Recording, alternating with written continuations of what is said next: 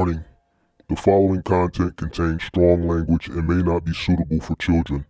This content is primarily for adults, as this is a trucking channel and truckers have filthy mouths. Please don't tweak if I say. Viewer discretion is advised.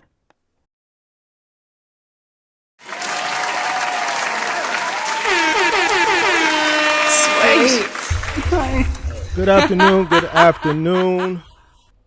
How's everybody doing? Come on in. Come on in. Y'all in for a good show today. Y'all know I've been cooking up every day with these live streams. I'm thinking about doing a morning show. I'm thinking about doing a morning show every single day. You know what I'm saying? Because I'm already been doing it every day. I might as well structure it a little bit better and do a morning show and cook up. All right? So come on in. Make sure you guys hit the like button. I need you to do me a favor. Tag your favorite content creator. We own that. Listen, we own that. I'm on that. I'm on that. Tag your favorite content creator. Get them in here. And we're going to drop the linkage. Oh, yes. We're going to listen. We are dropping the linkage. We are going to drop the linkage. Tag your favorite your box truck content creator. Get them in here. Shit, fuck it. Tag your favorite trucking content creator. God damn it. Get them in here. Get them in here because what I'm going to talk about today, I'm looking for someone to disagree. I want somebody to disagree. I want a good debate. I'm in the mood for a good debate. Tag your favorite content creator. Selling Marcus live and he on bullshit. Get him in here. Get him in here. Get them in here. Tag your favorite content. I'm going to give you a minute. I'm on that. Listen, I'm on that. I'm on that. Get them in here. Your boy just came from court. You got the DNC going around. I may be stuck here. I may be stuck in the house. You did what I'm saying? So let's cook up. Let's cook up. Tag your favorite content creator. Get them in here. Because a lot of the reason y'all in the boat y'all is in is because they told you to get in. They didn't give you a plan. They didn't forecast. They didn't forecast and tell you what lied ahead. Yeah. But see, here's the thing. You're not doing what's in your best interest either because you don't know what your operational cost is. And you whining and complaining, talking about cheap freight. And you know me, I don't like to hear the complaining. Like last night, I had to hold somebody accountable. They probably mad. Don't come on my platform complaining if you don't know your cost. If you don't know your cost per mile, if you don't know your operational cost, don't come on my platform complaining. I don't want to hear it. That shit don't exist to me. The cheap freight, the brokers don't. None of that shit means shit. And I'm finna prove it to you. I've been proving it to you. I've been telling you, but you like to complain. You show me somebody that complains about cheap freight and all this goofball shit, this dumb shit, I'm going to show you somebody who makes poor personal and or business decisions or who don't know their operational costs. I've been proving it time and time again.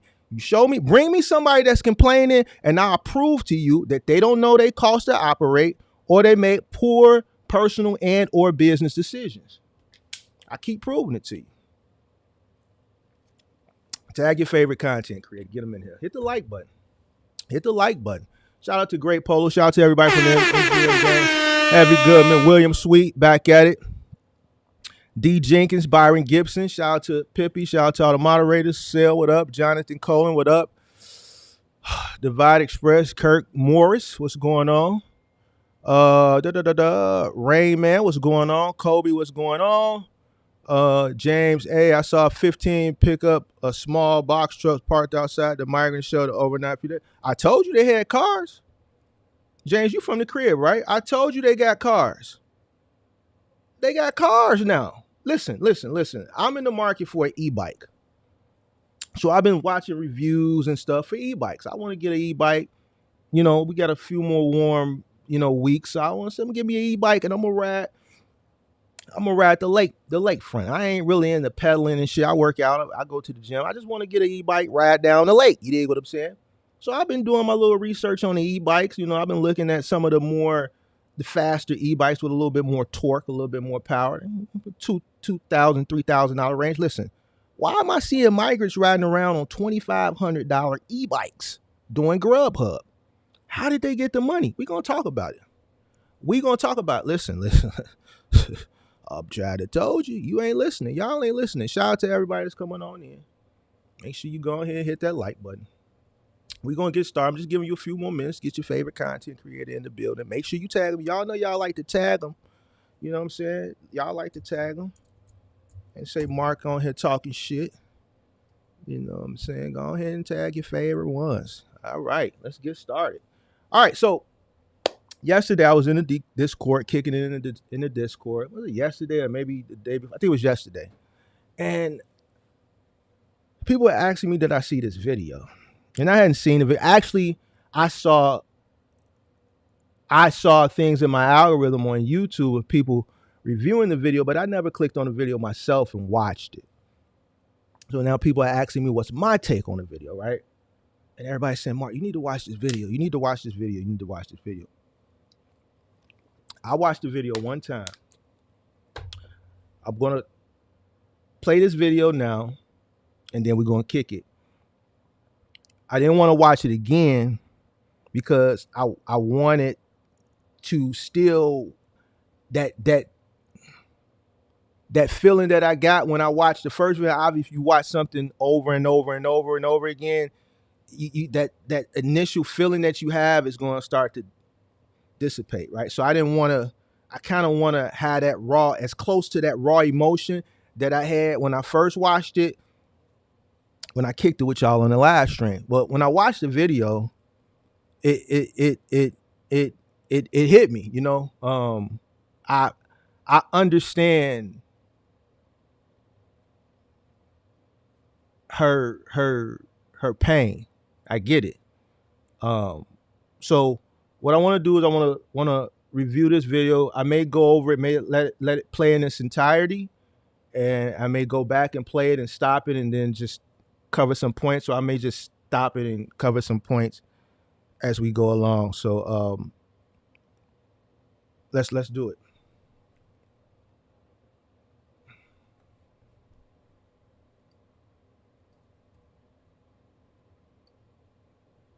To go out to our vice president who's running for president. I have heard all over social media about, excuse me if I say anything wrong, immigrants getting loans, money. It was hard for me to believe. It was just extremely hard for me to believe. I've been in business such a long time. Back in 2019, I purchased my first food truck. It cost me over $25,000. I paid it cash money. I worked hard to pay for this truck. I'm now selling it because I'm doing other things, but I'm selling it. I had a guy come to look at purchasing my vehicle. My food truck, and he explained to me he's an illegal immigrant. He has no credit.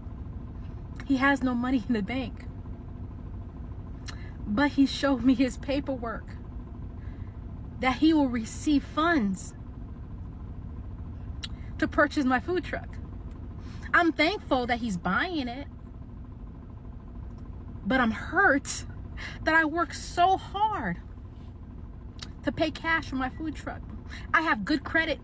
Can't even get a business loan because of the color of my skin. I have veterans in my family. I'm a veteran. I've been self-employed for so long. But somebody, please tell me, how do I work so hard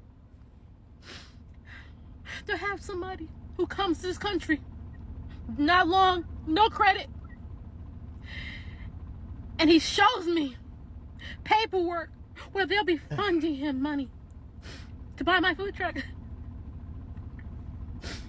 And when I talked to the bank, they told me usually they have to go straight to a dealership because I'm a private sale.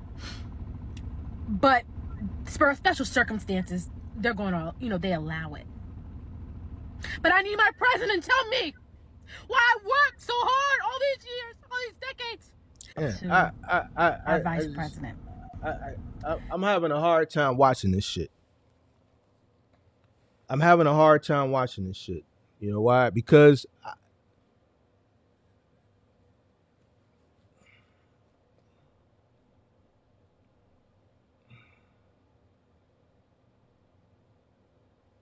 that's gonna be you.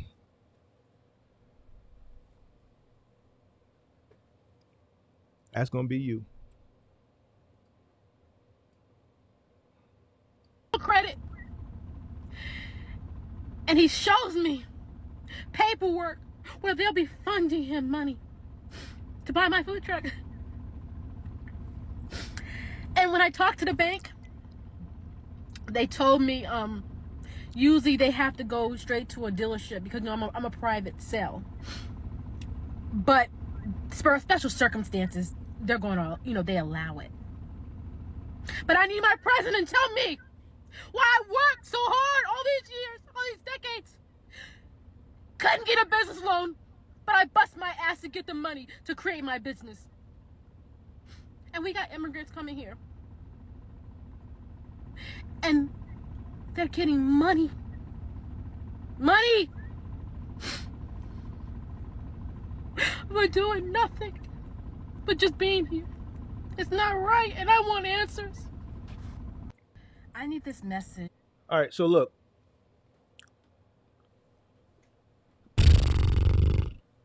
That's tough to watch. The first time I watched it, a little water got in my eye. A little water just got in my eye now because all that emotion you've seen is raw emotion. And I understand her plight. I went through the same plight, and it's not fair. But I want to correlate this with everybody that's in this box truck community that I continuously hold accountable, right? Whether it's the viewer, the consumer who's consuming information, regardless of who you consuming the information from, and or content creator, all right? Link is going to be pinned to the top of the chat. If you're a content creator or you're a viewer, a consumer, and you're going to disagree with anything I got to say, you have an open invitation to bring yourself up here and have a discussion. For every single person that says stop taking cheap freight, you ain't got long. For every single person who don't know their operational costs, you ain't got long. For every single person that makes excuses, you don't have long. And when I come on here and I talk shit or I talk about serious things, you know what I'm saying? But when I come on here and it's to respond to something or something like that, you got people come in the room, the engagement is there. Not only is the engagement there, the chat rate is going through the roof, right? And the watch time is there. Why? Because people don't leave. When I tell you something, just like I told you, Amazon was going to start buying their own trucks. Just like, and y'all hate when I throw this shit in y'all face because I have yet to be wrong. I told you Amazon was going to buy their own trucks. When I said, yo, this bubble is about to burst. When I said it wasn't going to be no peak season the past 2 years. When I told you, nah, fuck what Freight Waves is talking about. This shit ain't going to change. It's going to be the same or it's going to get worse. And everybody just took that shit, let that shit go in one ear out the other. I'm finna tell you something else that you ain't finna pay no attention to. They coming. Winter's coming. It's actually here. You just ain't felt it yet. If you continue to do things that's not in your best interest, and I'm gonna say this, I have to say things in repetition so it can drive down into your head. If you continue to run your truck and you don't know what it costs to run your truck, don't worry about it. Because I'm going to tell you what Migo and them finna do. And they already doing it. See, y'all don't see. They're getting infused with capital to come in here and take your food. Don't worry about it. Keep doing what's not in your best interest. What I always say, if you don't want to do what's in your best interest, it's opportunity for somebody else. This opportunity may not be for me, but it's opportunity for somebody else. Somebody's downfall is somebody's come up. It goes back to the live stream I did the other day. Capitalism, free enterprise, free market. No one cares. Listen, your plight is falling on deaf ears because the ears that you want to open up are what's infusing this new competition that's going to come in. See, I've been telling you to practice delayed gratification, but you don't want to do it. So no problem, pimp. We are going to infuse the country with people whose whole life has been based on delayed gratification. See, you don't understand how things work, right? There was a content creator that, kind of challenged me the other day. I came in, I won, right? In the 70s, a bunch of industries went through deregulation. It wasn't just trucking. The 70s was filled with deregulation. Why?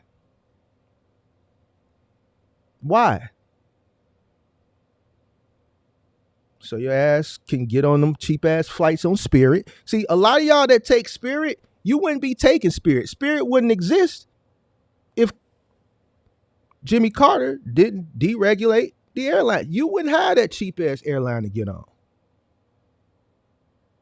When he deregulated the airlines, that brought in more competition. That's why you got cheap ass airlines like Spirit and Frontier. Your ass would not know what Vegas or Miami South Beach look like because you don't want to pay for JetBlue. That's why you can get an economical price flight. Trucking, since that's what you're in. July 1st, 1980, it was deregulated, bringing in more competition, which also gave you the opportunity to even enter, because your ass wouldn't have been able to enter no way if it wouldn't have been, to ultimately bring in competition, to ultimately drive down rates, so those savings can ultimately be passed along to the consumer. See, what you don't understand, trucker that's complaining, is you can't have it both ways. And this is what I keep trying to explain to you. Your favorite content creator, link pinned to the top of the chat, whoever they are, they're welcome to come up. Ain't going to explain this to you because they don't understand this shit. You can't have it both ways. This is why I say stop complaining, because it's not going to get better. It's going to get worse. You know why it's going to get worse? I'm going to tell you why it's going to get worse. It's going to get worse for you. It's going to get better for somebody else. You don't know business. You don't understand capitalism. You don't understand the way things work. You may not understand because you just may not be old enough. And if you're old enough, you're a fool. Link pinned to the top of the chat. Hit the like button. As a trucker, you are also a consumer. Right? You consume goods just like everybody else. If a lot of these industries weren't deregulated in the 70s by the Carter administration, the shit that you complaining about now, what you're paying at retail, what you paying for flights, what you paying for groceries, you'll be paying a lot more. So here's the thing. You want to make more money? No problem. You can make more money, but ultimately that more money you make, it's not going to feel like more money, because on this side of the coin, you're going to end up paying for it, because everything that you buy in whatever industry, you're going to be paying a lot more. So here's how we're going to do this. Ultimately, we have to do what's best for the economy, what's best for the consumer. We need to make sure that goods and services are somewhat affordable. So on this side of the equation, we bring in competition. It's dog eat dog. The strong dogs are going to win. The weak dogs are going to perish. Ultimately, it's good for the consumer. The people who understand business and know how to win, are going to win. These are the guys that you don't see complaining. These are the people that understand business. I've been trying to break this shit down to you in layman's terms. Y'all share it to your Facebook group. They hate me. They hate me in the Facebook groups. They hate me in the Facebook. Tag your favorite content creator. Link pinned to the top of the chat. Hit the like button. Hit the like button. Let me explain something to you. You can't have it both ways. Trust me. I get it. I understand her plight. I feel bad. Listen, she getting out. She's smart. But where she's hurt at is the fact that the same thing you going through, the same thing she went through, the same thing I went through, they coming over here and they just getting it handed to them. So watching this video, I only watched it 2 times. Every time I watch it, my eyes get watery because that raw emotion that she has, I feel it because I had to go through the same thing too. But see, me, I understand, you know what? It is what it is. Me complaining ain't gonna make shit better. You know why? They doing it for a reason. And we're gonna get to the reason why they doing it. And you better wake the fuck up. See, stop listening to all this dumb shit that you see and you hear on the internet. This is business. No one cares about your plight. The government is, listen, y'all complaining about cheap freight, this, that, and the third. They bringing these people over to take your food, and guess what? The money that they're giving them, you paying for it. I'm paying for it. She paying for it. We all paying for it. So while you sitting online complaining about cheap freight, the way things are now, in another year or two, you're going to be complaining about, man, rates is bad because all these migrants. And while you complaining right now about cheap freight, the ones that's paying their taxes, you paying for them to come over here and take your food. So instead of complaining, do something about it. Do something. Do what's in your best interest. Stop complaining and figure out how to compete or get out, because it's not going to get any better. It's going to actually get worse.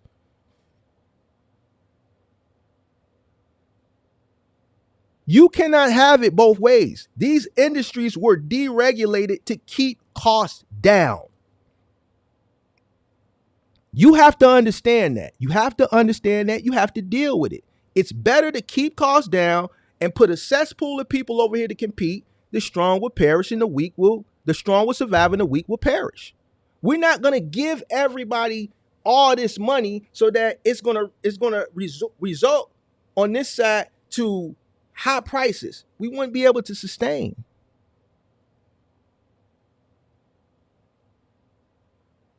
More competition, the big dogs or the big fish going to eat the little fish, prices are going to stay down. If you can't win, then good try. I always say it, and I've been saying it lately. You show me somebody that's complaining about some cheap freight or these brokers and this, that, and the third, I'm going to show you somebody that makes poor decisions in business or personal life and or both, or someone that doesn't know their operational costs. And every time somebody come up here and complain, I say, what's your cost? What's your cost? Even last night, what's your cost? What's your cost? And it wasn't even a calling show. What's your cost? What's your cost? Whenever I say what's your cost, that question gets ignored, and you dancing more than Kamala Harris. You dancing more than Kamala Harris. When it comes to what's your cost, no one knows. You act like you didn't hear that question, but you telling me about the brokers. Wait a minute, hold on. I said, what's your cost? Well, you know what, man? They over here, the brokers, man, they robbing us, man. The freight cheap. What's your cost? You don't hear that question.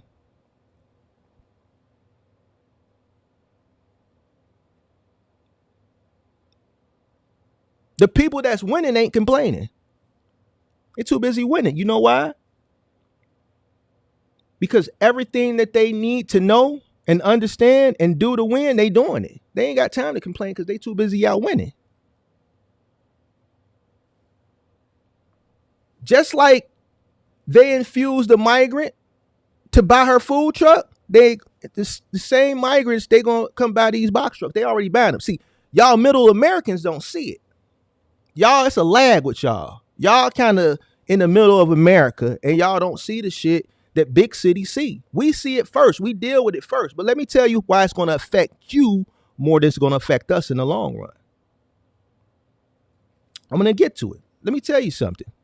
Just like they gave her the money or him the money to buy her food truck, they're going to give them money to buy your box truck. They ain't going to buy these new box trucks that's like y'all buying.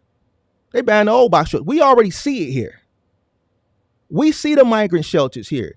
Within 1 year, it's the migrant shelters, there's cars. They come out, they get in their cars, they got their work permit. Thanks to the first J.B. Pritzker and Alexi Giannopoulos, right? They already got their driver's license. And more blue states are going to follow. So they got their work permit. Effective here, July 1st, they got their driver's license. Illegal.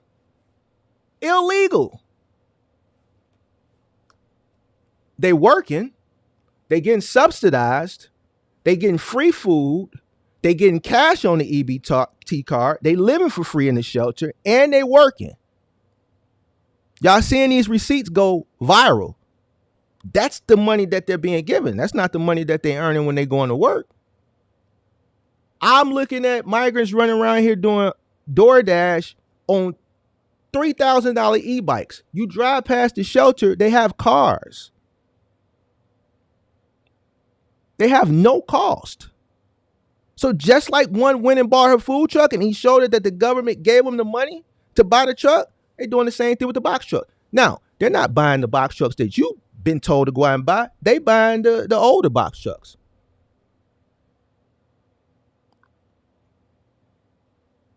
Yes, they are. Don't believe me. Say they not, because you know I love to prove people wrong. I dare you tell me they not, because you know I'm making an event. We'll go out there. You know I'll do it. We see it. You complaining about cheap freight now. I guarantee you in a year, that complaining that you still doing, you still going to be doing it if you still in business.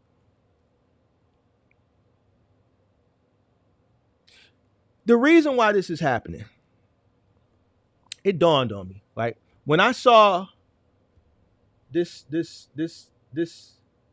young lady, our vice president, and I'm gonna play it again because a bunch more people came in. I want you to feel this raw emotion. I have heard all over social media about, excuse me if I say anything wrong, immigrants getting loans, money. It was hard for me to believe. It was just extremely hard for me to believe. I've been in business such a long time. Back in 2019, I purchased my first food truck. It cost me over $25,000. I paid it cash money. I worked hard to pay for this truck. Hey. I'm now selling it. Because moderators, delete all of Axel's comments. I'm selling it. If he says anything ignorant, time him out. To look at purchasing my vehicle or my food truck, and he explained to me he's an illegal immigrant. He has no credit. He has no money in the bank. But he showed me his paperwork that he will receive funds to purchase my food truck. I'm thankful that he's buying it, but I'm hurt that I worked so hard to pay cash for my food truck. I have good credit, can't even get a business loan because of the color of my skin. I have veterans in my family. I'm a veteran. I've been self-employed for so long. But somebody, please tell me, how do I work so hard to have somebody who comes to this country, not long, no credit, and he shows me paperwork where they'll be funding him money to buy my food truck. And when I talk to the bank, They told me usually they have to go straight to a dealership because I'm a private sale. But for special circumstances, they're going to, they allow it. But I need my president to tell me why I worked so hard all these years, all these decades. Couldn't get a business loan, but I bust my ass to get the money to create my business. And we got immigrants coming here. And they're getting money. Money! We're doing nothing but just being here. It's not right, and I want answers. I need this. And the reason why I told her to delete that shit is because it's true, Axel. See, you won't understand this shit because the plight that she has, I share the same plight. So I understand it. You won't understand it. I started my business in 2010. So it wasn't no PPP. And guess what? I didn't have the resources that they got. So that's why I called your comments ignorant. And that's why I told the moderators to delete it. Because she's absolutely right. She's absolutely right. And the point that I'm trying to get through to a lot of people who are ignorant is that, guess what? It's not going to stop at the food truck. We see it here already.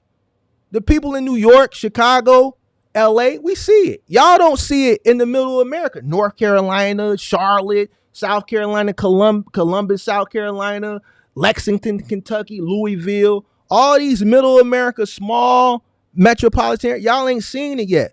But guess what? Y'all going to see it. It's going to affect y'all worse than it's going to affect us. See, because the come up is here. We got the money to fund it. And then guess what? Once they get on, they're going to look for smaller markets where the cost of living is lower. They're going to make less money, but on the grand scheme of things, they're going to come out better. For instance, for a final mile route here may give them a guarantee of $750. They may go down to Indianapolis, a final mile route may be $600. But you know what? They'll take that $150 less. Why? Because they may be saving $700, $800 a month on rent. The cost of rent here is a lot more. The cost of living here is a lot more. So they'll take less on the payment side, come in your market and take over because the cost of living is low. So now their money it grows faster. You just don't see it. So just like they infused whoever that was to buy her food truck, they're going to infuse it to buy your box truck or buy a box truck, a level 3. See, they not finna go get the level 1. They not finna get the level 2. They definitely going to get the level 3. You know why? Because they mechanically inclined. Migo and them going to get up under that thing. They're going to fix whatever it needs to be fixed. We already see it here. It's already a thing here. We spending over $1 million a day. I'm paying for it. So if you crying about cheap freight, keep crying. Ain't shit going to change. It's going to get worse. See, the reason why this is happening, it dawned on me. I kind of already knew it, but it just really hit me, right? Because I see all this shit going on. I see the migrant shit going on. I see the news. I see the rideshare drivers complaining. I see the rideshare company steady going up on the rates, right? I'm paying more. What I was paying $9 to go to Wildberry for breakfast 4 years ago, it's costing me $24, $25 now to go 6-7 minutes down the road. But I see the rideshare drivers complaining. When I look at my receipt, I see the city is making money.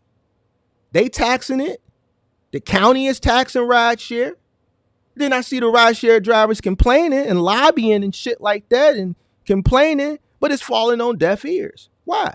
Because the powers that be are taxing it. I see the truck drivers complaining. And trust me, I'm in the fight. I'm just trying to get you to understand capitalism and business. I understand it, right? Truck drivers complaining, cheap freight this, brokers that. We need more money. But the same people that's coming in the rideshare, because they got driver's license now, that's happy to make that $200 for driving 10, 12, 14, however many hours a day, that you complaining that you out here all day to make $100 or $200, they'll be happy with it. Why? Because they ain't never made that type of money in their life. The food service industry, the jobs that you don't want to do no more. Why? It's the cost of living. I get it. You want to make more money. I get it. You got a lot of fast food restaurants that are closing. Why? One, because no one comes to work anymore. And two, because that meal that once was economically priced, you can get a good affordable meal for a low dollar amount, is no longer a low dollar amount anymore, because thanks to people like Gavin Newsom out in California, who instead of just raising the minimum wage, which I don't understand, across the state, he breaks things down in industries and sectors. All right, we're only going to raise the minimum wage for the fast food industry to $20 an hour. So now you got a bunch of franchises that are closing, right? Defeats the purpose. We're White Castles, we're McDonald's. We ain't selling a value meal. We need to sell it at a value price. But we can't sell it at a value price if we have to pay this much money for labor. This morning, viral, 200 some subways just immediately shut their doors. No warning, nothing. Just like I was telling Lou Jackson the other day when he was, man, I'm cool with this person. I say, bro, you always have to be prepared for the worst. Just because you cool with somebody don't mean you don't know what the inner workings of that business is.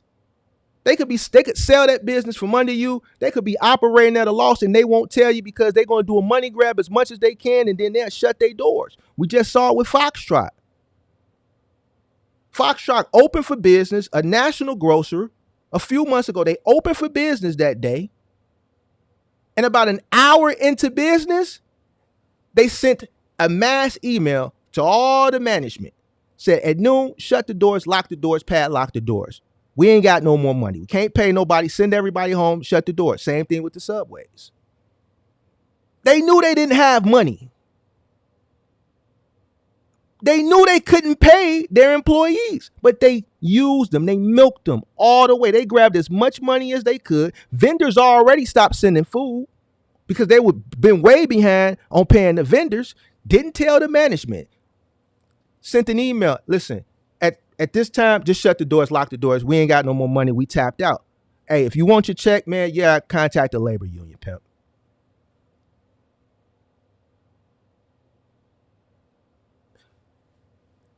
The complaining, the kicking, the fussing, the screaming, the people that you want to listen is what's doing it. The reason why they doing it is to keep prices down. Listen, they know the typical American is entitled. Just like I forecast, they're better forecasters than me. They know where this thing is headed. Listen, if we don't get a hold of this thing now, we ain't going to have nobody in none of these industries that we need to keep this economy thriving, keep it going. The typical American is spoiled. Not only do they not want to do the work, they're not going to do it at a price point that we need them to do it at in order to keep prices affordable. So we got to open the floodgates. We have to keep the economy thriving. See, I understand this. Is it right? Of course it's not right. But see, when you understand things, you'll do better. When you know better, you'll do better. When you know better, you'll do better. When you know these things and you know they're beyond your control, you're going to do what's in your best interest so that you can win. See, when you complaining falls on deaf ears. This is what I'm trying to get you to understand. See, your favorite content creators, they don't kick it to you how I kick it to you because they too busy trying to sell you some shit. They don't even know this shit. I'm looking at one box truck content creator talking about he finna start some shit to start regulation. You fool. You think you finna undo what Jimmy Carter did back in the 70s, fool? Hit the link, pimp. The link pinned to the top of the chat. Tag your favorite box truck content creator. The same one that said he started a box truck because there's no overhead. This is that guy. Ah, man, come on, man. You already shit like this pisses me off because so many people consume information and they think this shit is sweet, and then once they get in, they realize this shit is the real deal. You got people crying to me in emails, coming to me on the Discord, crying and shit, wanting to talk to me in public. I mean, in private. All right, shit got to come to a stop. I'm telling you what lies ahead. See, if they told you what would have lied ahead, if they would have known in 2020, 2021, a small percentage of y'all wouldn't have did what y'all did. You would be surprised how many people said, man, Mark, I wish you was creating content back in 2020, 2021. You would have saved me. I wasn't. But when I came in 2022, when all this shit started to go downhill, you didn't listen to me no way. So I wonder if you'll listen to me now. I'm old enough. I've been through recessions before. I've been through economic collapses. Nothing never goes back. It never goes back. They just find a way to keep the economy going. And this is one of those ways.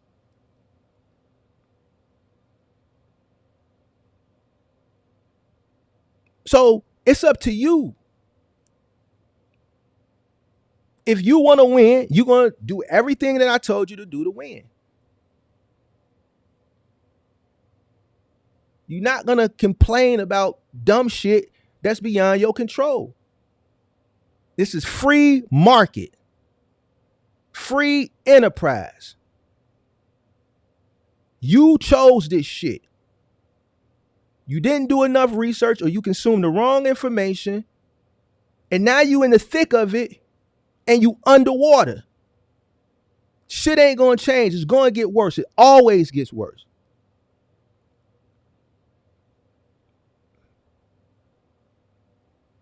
All this shit is by design. When you understand why, then you'll do better. This is the point. This is the message. This is the lesson here. You cannot have this shit both ways. You can't. You can't get paid a certain amount of money and then shit stay cheap. If you were in earlier, I used a whole different industry. I didn't use trucking.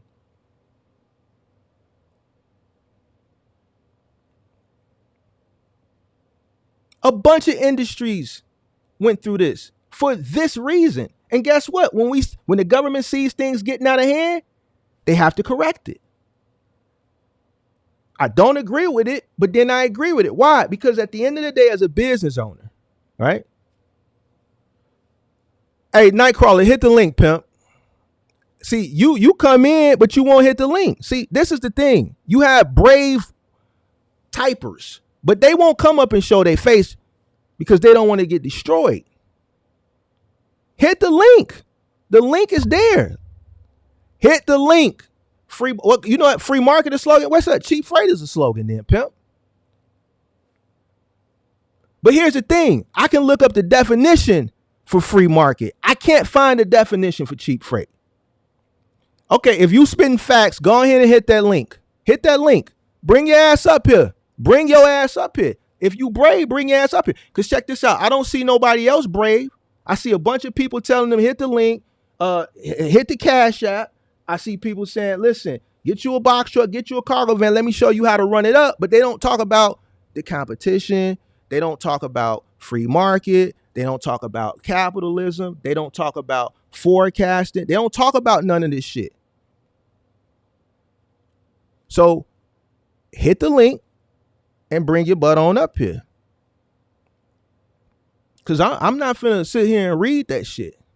You come in here all the time and you say free market. I think you a troll. It's all about design. See, here we got the conspiracy theory people who probably don't even, whatever, bro. It's all about design.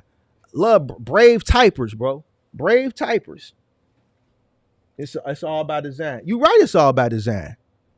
It's all by design. What's going on right now? It's by design. It's by design for the people who don't do what's in their best interest to move you out the way. Listen, we're not finna pay you what you want to get paid. We're not finna pay you what you want to get paid. You know why? Because that's gonna raise the rates. Listen, we need things to be affordable. Yeah, we spoiled you. But guess what? Don't worry about it, pimp. We're gonna have to get you on up out the way. We're gonna bring these people in who gonna do the things at the price point we need them to do it for, so that we can have the best economy in the world. We need to keep eggs at a certain price. We need to keep toilet paper at a certain price. We need to keep this at a certain price. We need to keep that at a certain price. If things continue to go the way that they were gonna go, you're gonna make the money, but then you're gonna pay. So man, we create something where the strong will survive and the weak will perish. We'll have smart people who understand business, beat out the competitors, and they'll be able to sustain and make money and thrive. The people who don't, no problem. Listen, either get a job or go to a tent city and live. We need you to fail anyway, because we need people to do these things. If you don't want to go out here and do what you need to do to keep this economy going, you don't want to be a carpenter, you already tried business, it ain't gonna work. You don't know what your cost is. So get a job, learn a trade where we can tell you what to do and you just do it, and then you can go out and live somewhat of the American dream. And if you don't want to do that, pimp, no problem. It's tent cities popping up all across America. Find you one and be happy.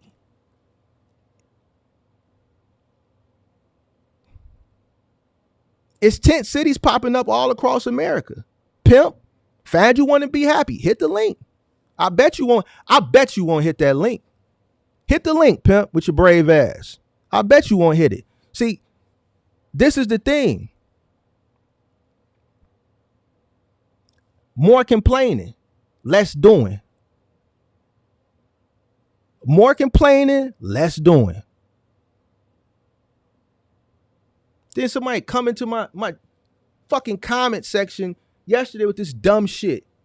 What is this dumb shit? This is the dumb shit. That's what I'm saying. A bunch of complaining. I do a whole short I cut out from a live stream, and I talk about how the black community, how we need to stick together and build up the black community. Someone says, oh, well, that don't make sense. We need to take our money and go build businesses in other communities and then bring the money back. Fool.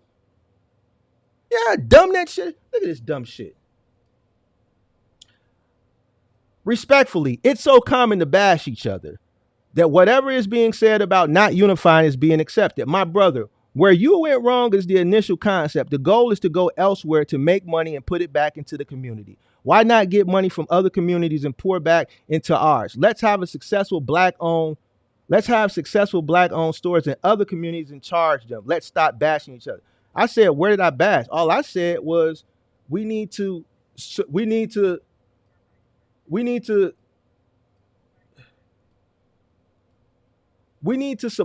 black-owned businesses. We need to support black-owned businesses. We need to build up our own communities. All right, so let me tell this fool why that would never work. This fool right here.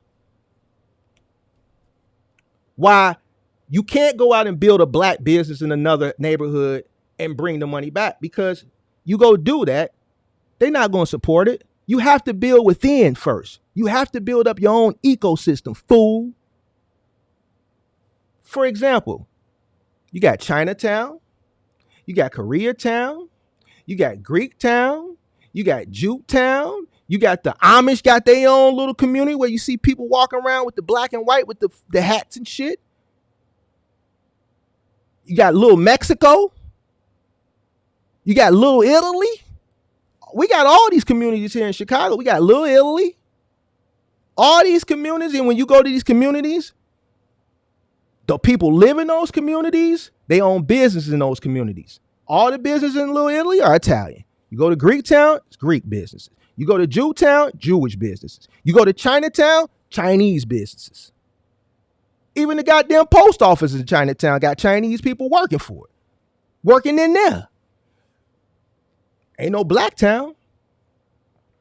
Where is black town in any city? Can somebody tell me what black town is in y'all city, or African town or African American town? I don't even know what the right term to use because we don't have one. So how does that make sense to go build something? You got to start within, fool. So this is what they do. They build their own communities. The Chinese, they build their own communities, Chinatown. And then guess what? They come open the nail salon in your neighborhood, and then you send your lady over there and pay them, fool. The Arabs come and sell you liquor, fool. Your Pakistanians open all the subways, fool. Now they ain't took over the Popeyes. They got the Dunkin' Donuts, fool. See, the thing what they do is they stimulate the economy by keeping the money within their community. They stimulate their community by building their community. See, we once did that. But we don't do it anymore. Here in Chicago, we still have Bronzeville, but Bronzeville was once like the black metropolis. You had Black Wall Street in Tulsa, Oklahoma, until the white people came and burned it down. So tell me how we can go build something in someone else's community and bring the money back. They'll never support it, fool. This is the dumb shit that I have to deal with when I'm trying to educate people on YouTube. Because they go listen to dumb motherfuckers on other channels say dumb shit that don't even make sense. How you gonna build something somewhere else? You gotta start at home.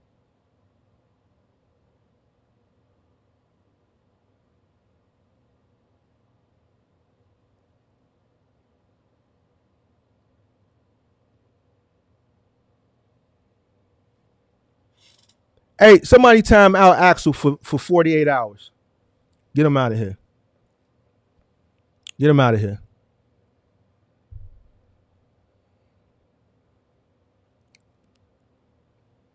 Let's get him out of here. If you won't hit the link, I don't want to hear no. See what it is people don't want to bring their ass up on camera and get destroyed.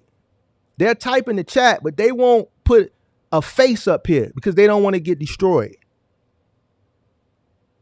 Bring your ass up here. Bring your tough ass up here. Listen, the link is pinned to the top of the chat. Bring your ass up here. You better know your history. You better know business. You better know economics. Bring your motherfucking ass up here.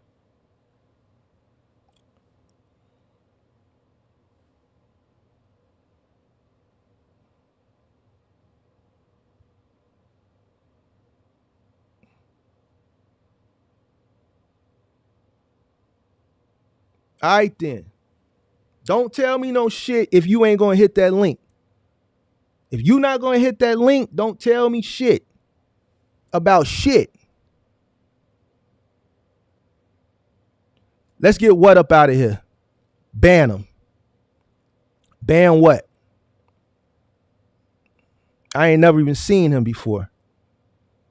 Or who or her. Ban him. Just get him out of here. All together.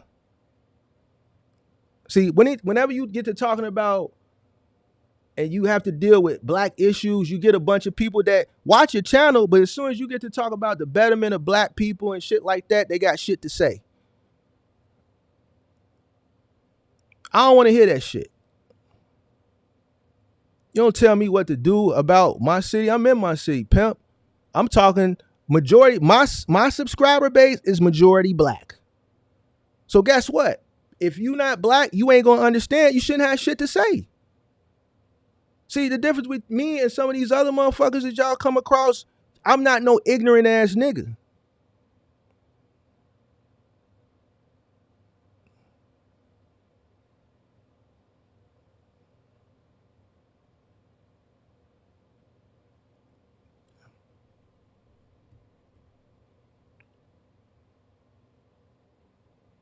Build up Americans for Americans. Fool, that's what I'm saying. See, when you look at this lady's plight.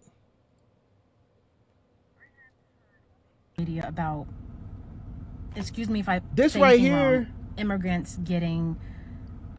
It's not a black thing. It's not a white thing. It's an American thing. If you a black American, if you're a white American, if you're a Hispanic American, if you are a legal immigrant who migrated here the correct way, You did everything that you were supposed to do. You fought for your citizenship. All these parties should be offended. It's not black. Goes back to what I'm saying. Comprehension. A lot of people don't know how to comprehend. They just automatically think shit is just black. I'm not speaking black. I'm speaking American, fool.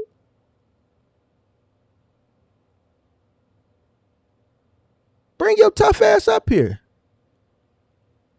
I bet you want. Listen, I dare you hit that link. I'll do it for free.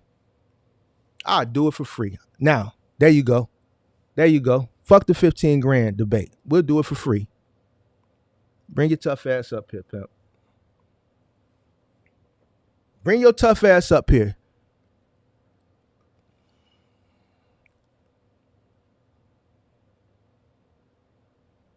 My chest out. You know why? Because I know what I'm talking about.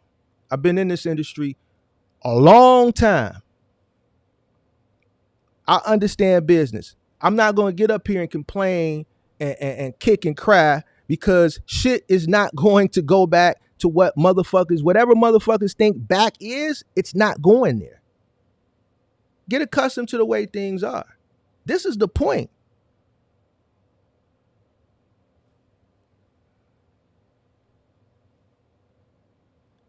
How many people in this industry, in this content creation space, as far as the box truck is concerned, they not finna do this?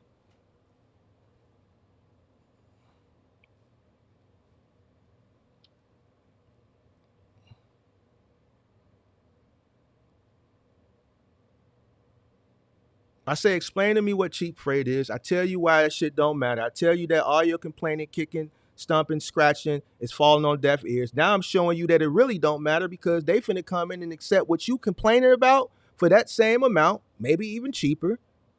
And then they gonna be happy with it. They not gonna go out and do dumb shit. See, a lot of people do dumb shit in their personal life, which ultimately affects their business. And see, if I get real deep and really more deeper, it's gonna really hurt some people's feelings. It's gonna offend some people. That's why certain things I just don't touch on.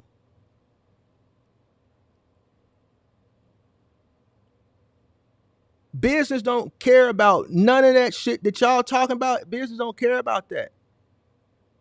They don't care about your home issues, your family issues, your financial issues. None of that shit. It's big fish eat little fish. This is the way it is. Find a way to win or perish.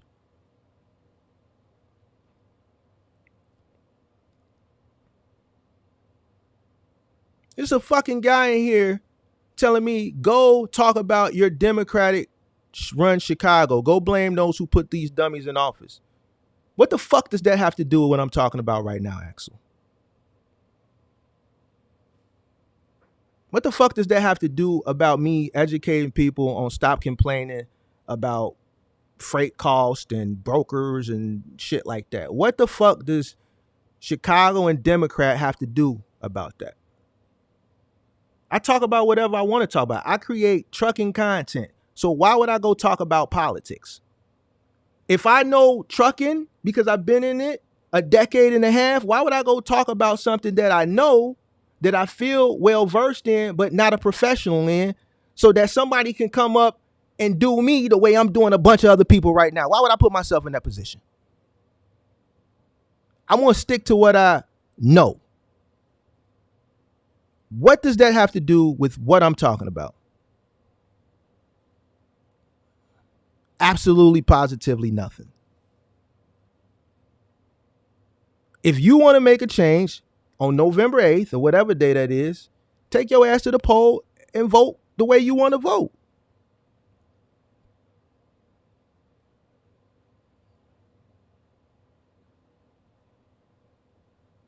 I'm curious to know what color Nightcrawler is, because Nightcrawler loves to come in my chat. No matter what I say, he want to disagree, but he won't pick his ass up here. I could say the sky is blue. He going to say, no, it ain't. It's green.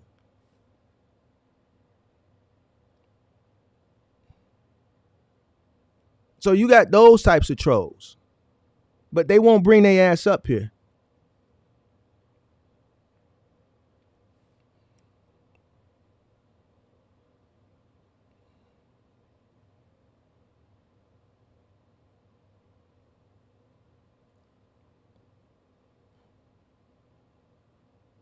Bring your ass up here. Explain to me how freight is going to go up, how all this shit that you complain about on the car, because he's in the cargo van. Explain to me how this shit is not going to happen and this shit is going to go back up. You older than me. Untime him out. Untime him out. Listen. Let's untime him out. Let's untime him out. Hold on. Where is he at? Let's untime him out. Y'all didn't time him out. Tell him to hit the link. Go ahead and hit the link, Axel. Hit the link. Bring your ass up here, pimp. I told you I'm on that. Listen. I'm on that. Bring your ass up here.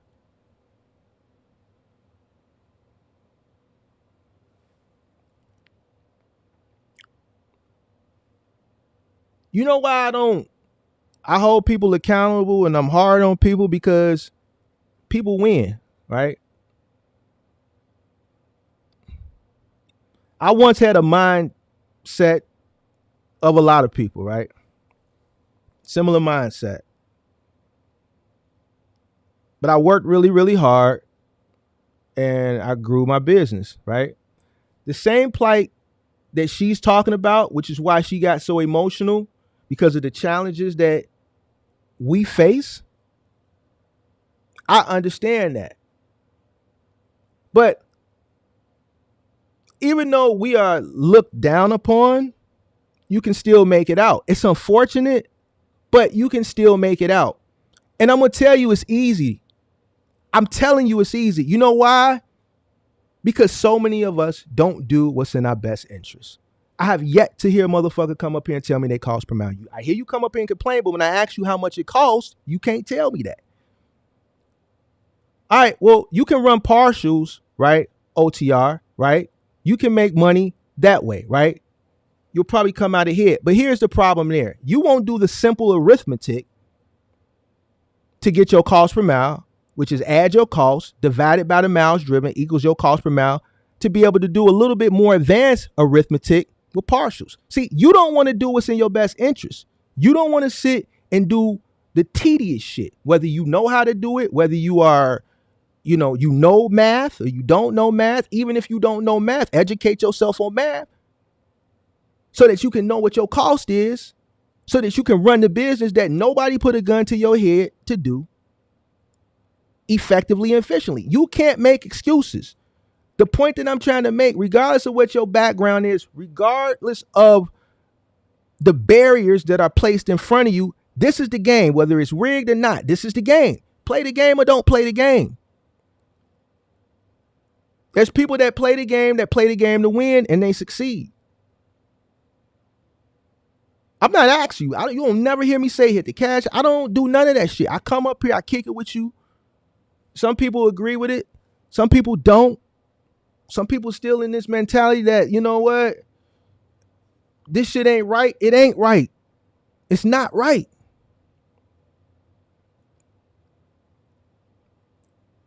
But if you don't wake the fuck up, stop complaining, do what you're supposed to do, and get in the game, then you're going to perish like so many did that came before you. It's coming. It's inevitable. And I'm not saying this to pick on nobody. I'm not telling you this to nitpick at you. I'm telling you what it is. It's not that I'm forecasting it. I'm telling you because I see it. I hinted at this earlier this year. I hinted at it last year. But now we're seeing it. And guess what? We're paying for it.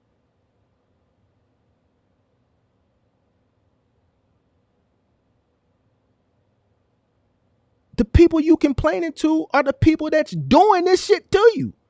So if you don't have the common enough sense to realize that, then Why are you wasting time in Facebook groups and in comment sections and all this goofy shit complaining? The people that you want to hear these complaints are the people that's doing this shit to you. And I've explained to you why these things are in place.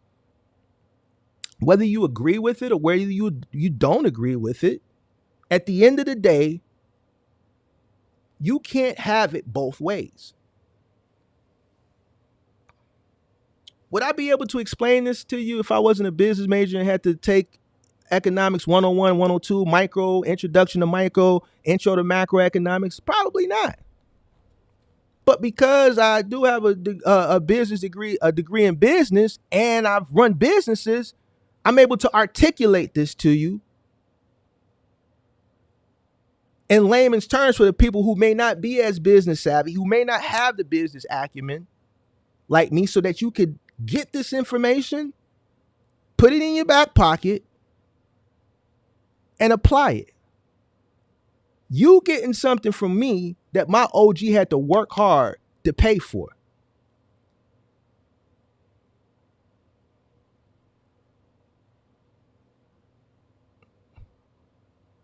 So you could take it or you could leave it.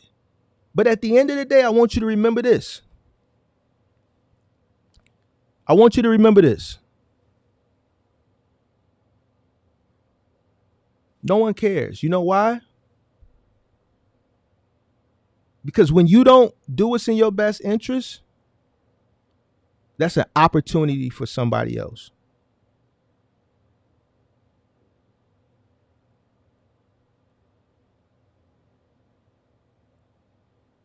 When you don't do what's in your best interest and you think shit is down in the dumps and you losing shit, it's somebody else that's scooping up all that shit for pennies on the dollar.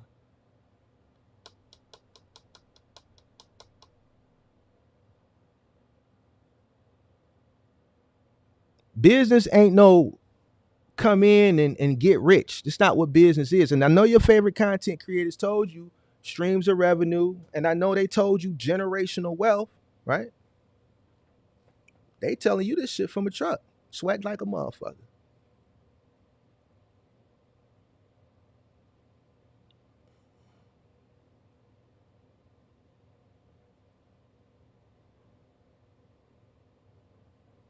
They ain't told you how to take that one truck and turn it into 2 and 3 and 4 and 5, and then start taking some of that money and putting it into other places that can eventually make that. I still ain't heard nobody say, and this is something I've been touching on for the past year and a half. I ain't heard nobody mention healthcare. Y'all ain't even got, motherfuckers ain't even got healthcare.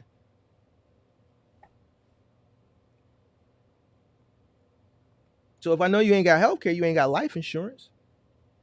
And if I know you ain't got healthcare, you ain't got life insurance, you damn sure ain't investing in no shit that can bring you this generational wealth that they told you that box truck or that cargo van was going to get you. But then when you got in, you like, damn. See, they didn't tell you this. They didn't tell you this shit was savage. See, you're going to have to be more savage. How do you be savage, Mark? I told you. One, you got to know your costs. You got to know your cost to figure out ways to continuously lower your cost so that you can compete. You want to be the guy, and this is where they get mad at me. This is where they get mad at me. You want to be the guy that they saying that they complaining about. They complaining about you, and what they complaining about you for, you doing it, but you making a shit ton of money off doing it. You think Sam Walton gave a fuck about all the people that he put out of business? Of course he didn't. You think your favorite guy that a lot of y'all run Amazon, y'all complain about Amazon. The Amazon race, the Amazon race, the Amazon race, the Amazon race, the Amazon race. But guess what? A lot of y'all the reason why Amazon started buying these trucks. I told you 2 years ago they was going to start buying trucks. Remember the other day I proved, y'all remember y'all called me stupid and tell me I didn't know what the hell I was talking about? So now you got less loads on the Amazon load board.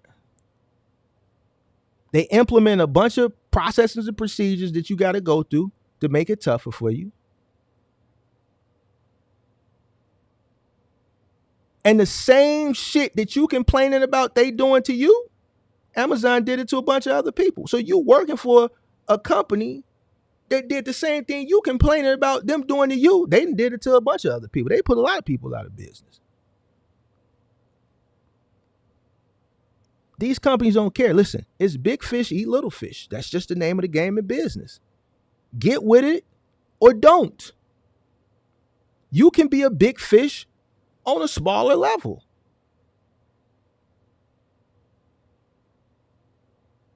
But you're gonna have to cut back. You ain't gonna be able to go stand on no couches.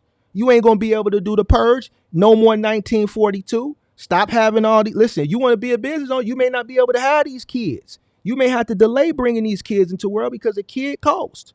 You got to think about all this shit, especially today and in today's economy, the way things are today.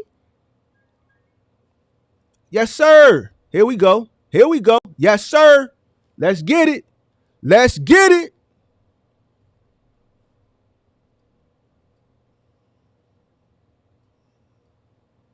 Hold on. What's up, big dog? Let's get it. What's up, big dog? What's happening? Man, I've been looking for you, big dog. Hold on. Can you hear me? I but can't you use my what's mic up, big dog? Can you hear me? You got I got an echo. You got to turn off the replay. If you're watching YouTube, you got to turn it off. Looking for you, big dog. Hold on. Can you hear me? I can't use my mic. What's up, big dog? Can you hear me? I got an echo. You got to turn off the replay. If you're watching YouTube, you got to turn it off. You big dog. I'm gonna have to go from the phone. I'm on the desktop. Yeah, go from the phone. Yeah. I'm gonna pop back in. All right. For sure. You got to turn off the replay. If you're watching. That's what y'all been waiting for. Listen. See, man, I'm gonna bring you the edutainment. This is what the space need. Oh, yes, Lord. Capitalism is the reason why you're in the chat watching this video. Exactly. Capitalism is the reason why I'm here. Capitalism is the reason how I grew my fleet. I talk about how I hurt people, and that's business. I had to do what I had to do. Don't show your ass up. If they call me continuously about covering one route, I need it. You should have brought your ass to work. Well, Mark, his truck broke down. I feel you. But check it out. I need that. That's not my problem. Listen, we covering the route. I need to be compensated, and I need to be incentivized, and I also need to be rewarded. See, y'all want to listen. Business is business. This is the way of the world. Either get with it or don't. Like, ain't no feelings in business. Walmart didn't care about all your uncles and aunts. They had the general merchandise store in the community back in the day when they was kicking and screaming and punching and fighting and clawing. Yeah, nobody cared. Your mayor didn't care. Your senator didn't care. Your politician didn't care. Nightcrawler's still in the chat talking shit, but I bet you he won't hit that link, though. I bet you he won't hit that link. I can't listen to a brave typer. A brave typer? No. You got to come up here. You got to show and prove. We need to see you. It's the smoke show. I'm giving you an opportunity to bring the smoke. If you disagree, bring the smoke. Bring the smoke. Bring the smoke. I'm just putting my neck out on the line. So bring the smoke.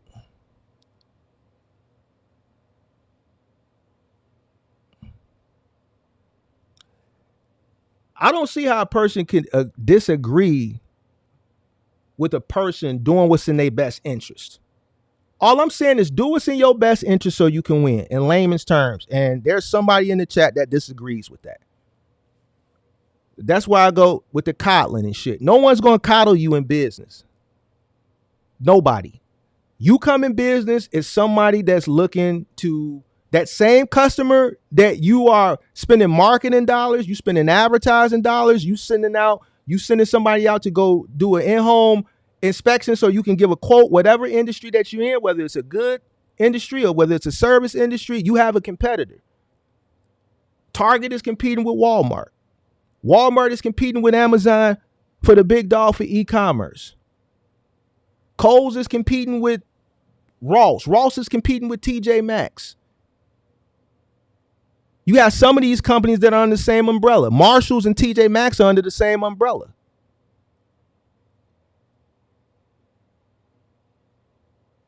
You, OTR trucker, are competing with who knows who when you see a load on a load board. You competing to see who calls first. You competing to see who bids the lowest. Who can afford to bid lower? It's not the broker's fault.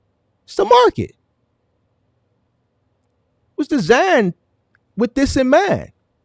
Listen, I'm gonna keep it a buck with you. Because see, here's the thing. I know how to win, right? I'm not gonna go do what's not in my best interest. I'm gonna come in and compete to win. But on the grand scheme of things, I'd rather have lower prices and compete harder than make more money. And the money that I'm making, I don't feel it because I'm making so much money and everybody else in the sector is making so much money that it's getting taken away over here at the register.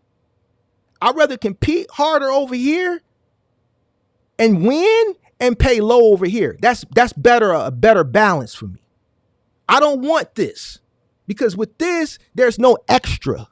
I'd rather work harder over here, beat you up because you didn't do what was in your best interest. You didn't save your money. You went out and you know, to each his own. You bought a brand new truck. Man, that shit motherfucker look good, man. I went over here and got this old motherfucker.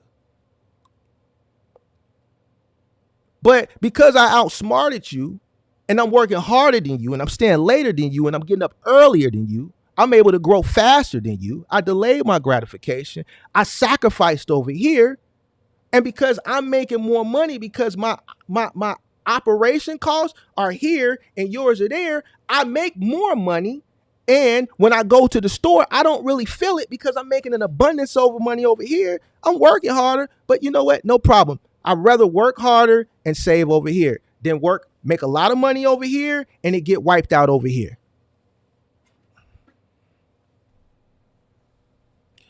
Nightcrawler said that's what I bet you Nightcrawler ain't even black. I bet you Nightcrawler is not black. There's somebody that comes into black people's rooms and trolls us.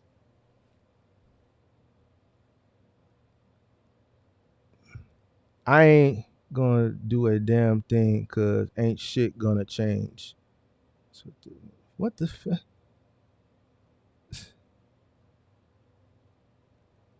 Nightcrawler said, I don't think you black. See, I told you he trolling us. Nightcrawler want to sit and complain instead of getting up and do it. Check it out. You can sit and complain, and while you sitting and complaining, ain't shit getting done. You can get up, go work, and then if shit comes, right, then it comes. Nightcrawler just said, I'm not black. Straight nigga from the hood. And I'm one of the guys. This dude is crazy, boy. Hey, we're gonna fly Nightcrawler out to the city, man. We're gonna take him through the stomping grounds, and we're gonna see if he got some shit in his drawers. You dig what I'm saying?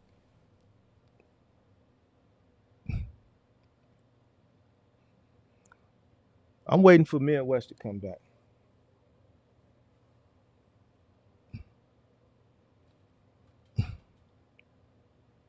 Nightcrawler probably he probably one of them guys that's sitting waiting around for some type of assistance or some shit. That's cool. Listen, if we get reparations, great. I will have my hand out too. But shit, I'm not finna die waiting on that shit and that shit don't never come. I'm gonna go out and get it so I can provide a comfortable life. I'm not gonna sit here and complain.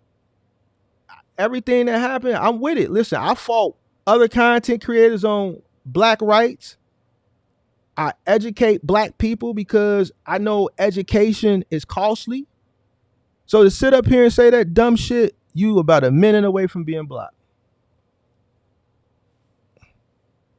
You a minute away from being blocked. Like a certain level of trolling, I'll accept, but like ignorant, dumb shit, Like, I'm cool, bro. I ain't got time for that shit.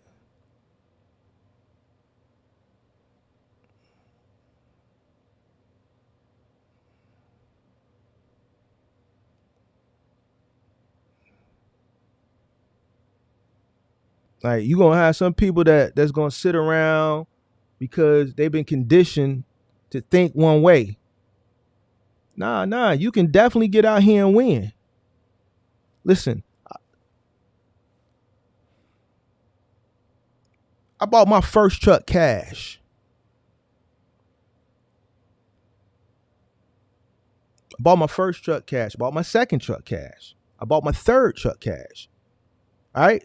It came from hard work. I keep telling you, the same plight, I had it. I dealt with it. I think me having that plight is what pushed me to work harder.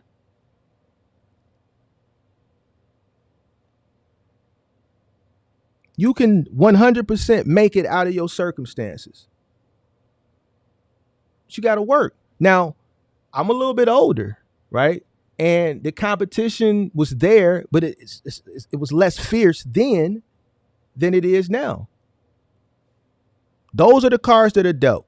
There were cards dealt when I started.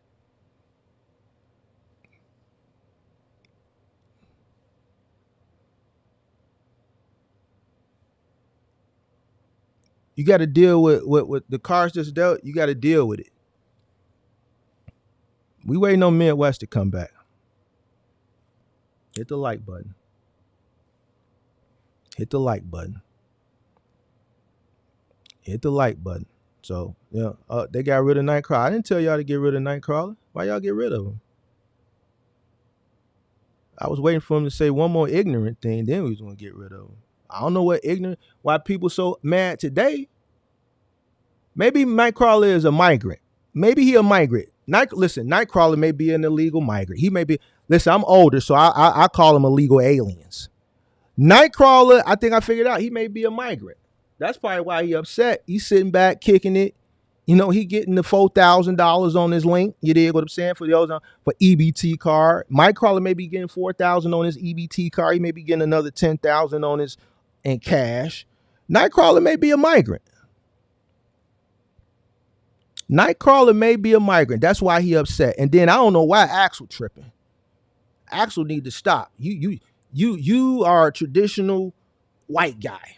Like you should be agreeing with everything I'm saying. You the Mr. Pro-America and shit like that. Now you talking this crazy ass shit. Like what be wrong with y'all? Like what do y'all need to pick a side of the fence and stick to it. Pick you a side of the fence and stay on that side. You can't be all last year, all earlier this year, pro-American, these Greeks or these Russians and all this, that, and the third. And then when I get up here and I talk about pro-America and da-da-da-da, you talking about the Democrats and we voted in Chicago and this. What the fuck does that got to do with what I'm talking about? Y'all be tweaking. Listen, I got to hit the button though. Axel. You tweaking, bro. Yo, goof ass. Hold on, you got to get a goofy too, Axel. You tripping. What you said? Stupid. Use your common sense. Y'all killing me with this. Y'all killing me with this. Y'all killing me with this. You killing me, man. You killing me, man. You killing me, man. This is not about music. This is not about music. I'm trying to have a relationship with my kids, and I can't do it. Y'all just don't want to believe the truth. Y'all killing me with this. That was for you, Axel. That was for you. We waiting on Midwest to come back.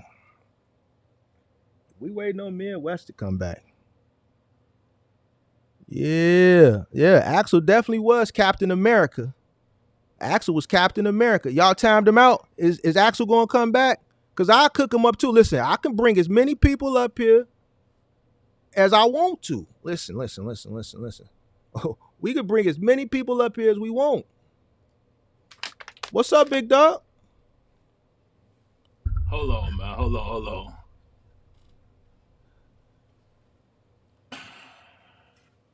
Can you hear me? I hear you loud and clear. See, my headset ain't working for whatever. It was just working until I hit join. But we'll run it like it is. What's happening? Man, just over here cooking up, man, stirring up a little See, I can't, controversy. man. I ain't gonna lie to you. Damn. I can't really hear you off of my phone without a headset. Turn the speakerphone on. You got an iPhone? Hold on, let me try to do something real quick. We're gonna get it straight.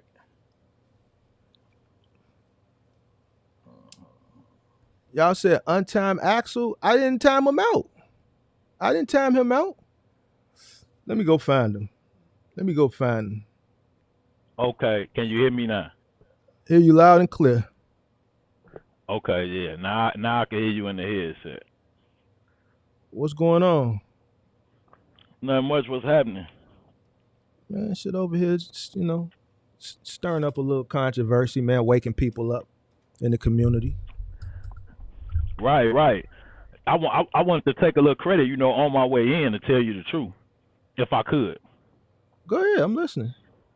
I feel like, since my live stream a couple weeks ago, Mm-hmm. I've and this to the MGMs too. I'm talking to the MGMs right now too. I want them to, listen up too. But I feel like I've had you at your best. You turn me up. I told in the Discord, I said it's because of you that I started going crazy. Right. You've been in real performance. I gave you your credit. I give everybody their credit. Listen, I even gave motivation credit in the Discord yesterday. Listen, I'm going to always give people their credit. Right. Yeah. But that's what I'm doing right now. I just want to tell you, the content, and you see the numbers, you see the likes, and I ain't in your business, but I see, that it ain't equating to nothing financial. It ain't equating to financial. It's just giving me something to do. It's keeping me occupied. Right. But yeah, we've been kind of butting heads on a few topics, and I was in the truck when I first, popped on, and I kind of I was finishing up, some work, so yeah, I wanted to, just pop through. I don't have a whole lot of time, but we could kick it for a minute. I seen you on. I've been meaning to try to catch you, but I don't be trying to go live from the truck.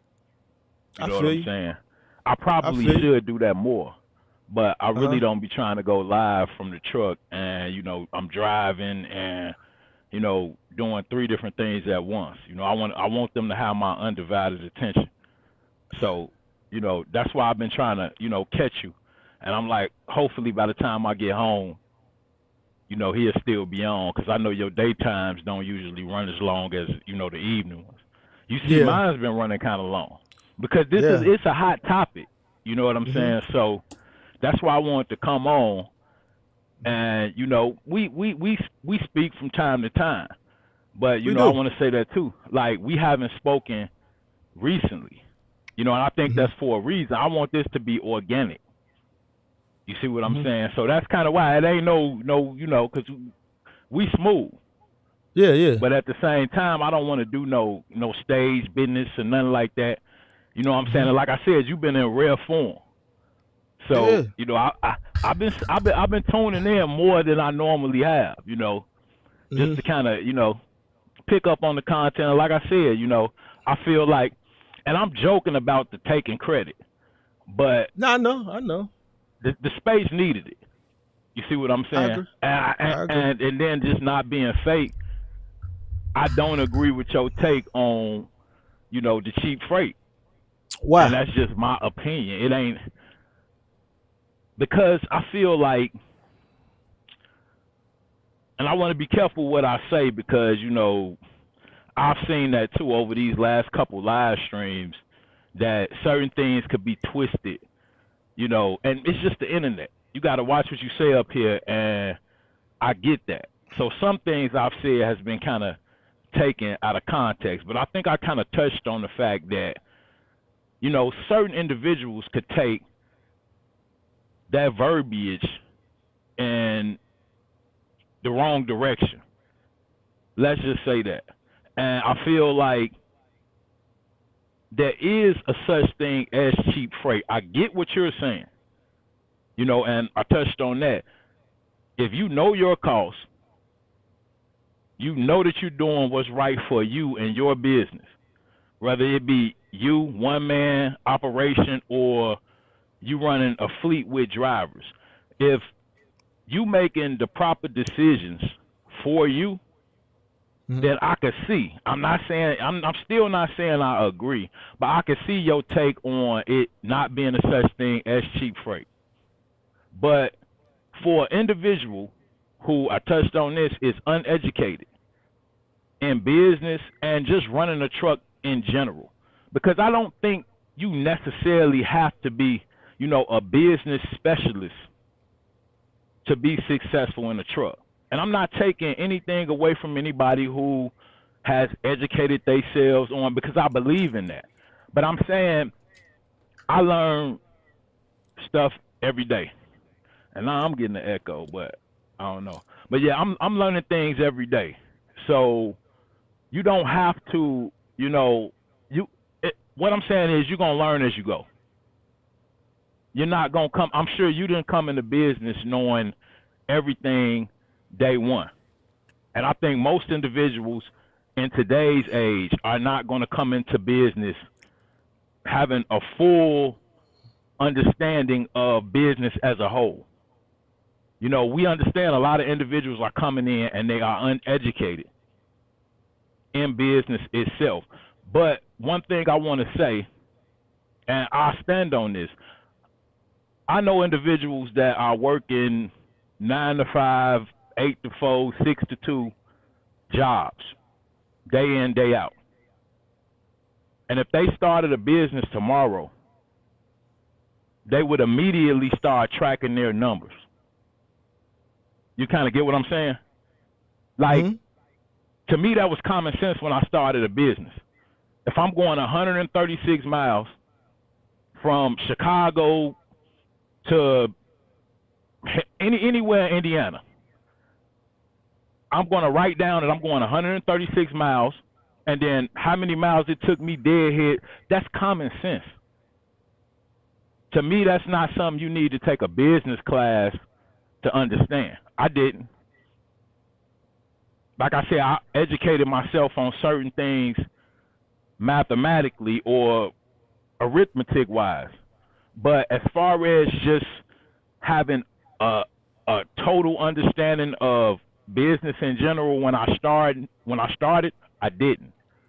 I learned as I went. But it was common sense to know my costs and to track numbers from day one. Common sense ain't so common no more. I've said that, and I agree. But I'm just saying, I know individuals that, like I said, work jobs. If they started a business tomorrow, they will immediately start tracking their numbers. A lot of individuals. It takes a certain type of mindset, and that's what I'm saying. I kept touching on that. It's a mental thing for you to get in the truck and drive and choose not to track your fuel costs, not to track what you're deadheading from point A to point B. Like, to me, a lot of this is common sense. It has nothing to do with actually being super educated on business. It's more of a, I'm going to have to plug this up, but it's more of a mindset of individuals just not wanting to take the time to do certain things. And I think you understand that as well. It's like a mental block to where when you have to push because that's where discipline come in. When, when you get up and you like, I don't want to do this today. To me, discipline kick in when you say, all right, whatever, I'm going to do it. That's discipline to me. So you're undisciplined when you say, I just don't feel like doing it. And then you don't do it. See, that's the difference. So when it comes to, like I said, compiling 5, 6, 7 receipts for a week, how many times do we get fuel in a week, honestly? So when it comes to getting 5, 6, 7 receipts, and writing down the total on each receipt and adding 7 receipts and getting a total number for what you spent in fuel, bro, that's not hard. That's not difficult at all. It's a mental thing to say, I got to keep running this truck. I don't got time to calculate. You got time to calculate the receipts. We all got time to calculate receipts. We got 5 minutes, whether you do it in the truck, at home, when you're sitting on the toilet in the morning, at the broker while you waiting to get loaded. It's downtime. I'm in a truck, so I know. We got plenty of downtime out here. It's a mental block because you pick up a phone and they watching you. Or you pick up a phone and you watching this show. Or you watching this. So, like I said, it's not being super educated on business. It's more of a mental thing. And it's relating directly back to what I said, discipline. So individuals need to focus on first being more disciplined in order to be, more business savvy. First, you got to track the numbers. And that's the point I was making with the whole take on, whether you could, leverage yourself against another owner operator. It is no leverage without education. I said that.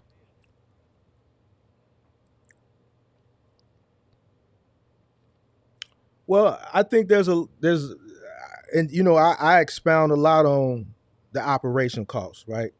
As far as cost per mile, knowing what it costs to run your business, but it's a lot of the variables that are associated with a person being successful in business. That's one of the main components, but that's not everything, right? Another issue that I harp on is the decisions people make from a personal perspective, which ultimately result in how their business runs and operate and the decisions they make in business. There's a lot of reasons why people are failing. That's one of the main reasons, but that's not the only reason.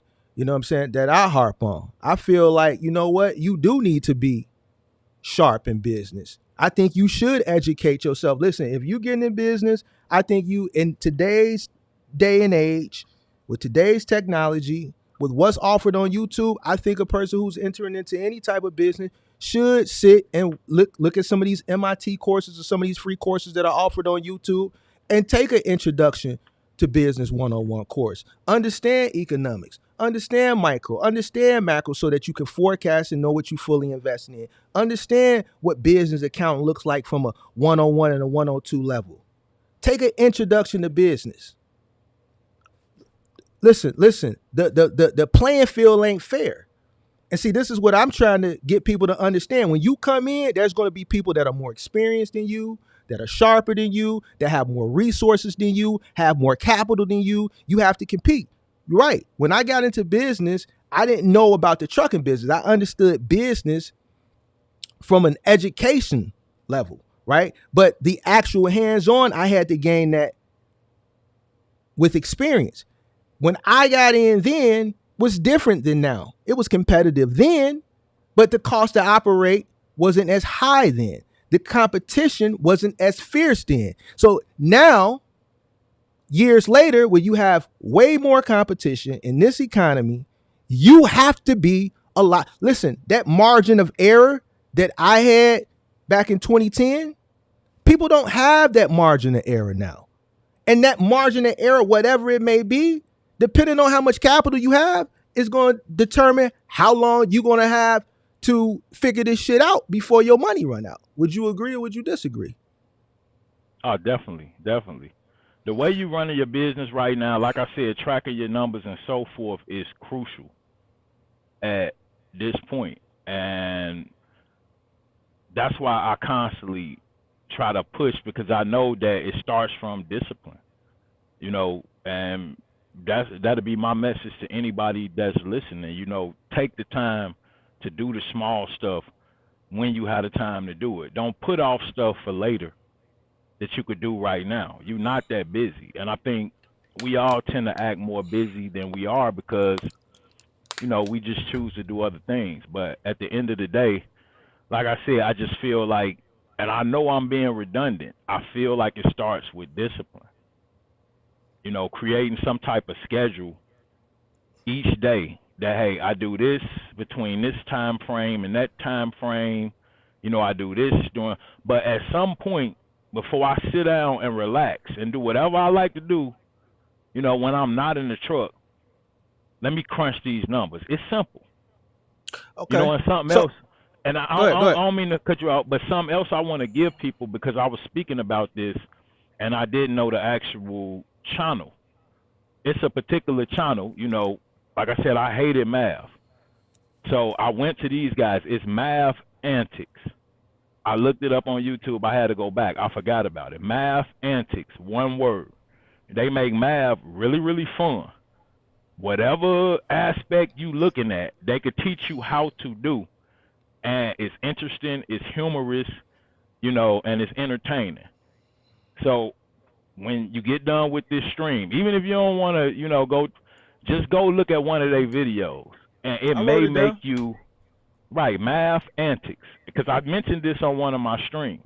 This is how I learned how to do complex math equations, where you getting A plus B equal, and one number in the middle in parentheses, you got a multiple. So it's a bunch of different, order operations, all of that is there. Math Antics. So check them out.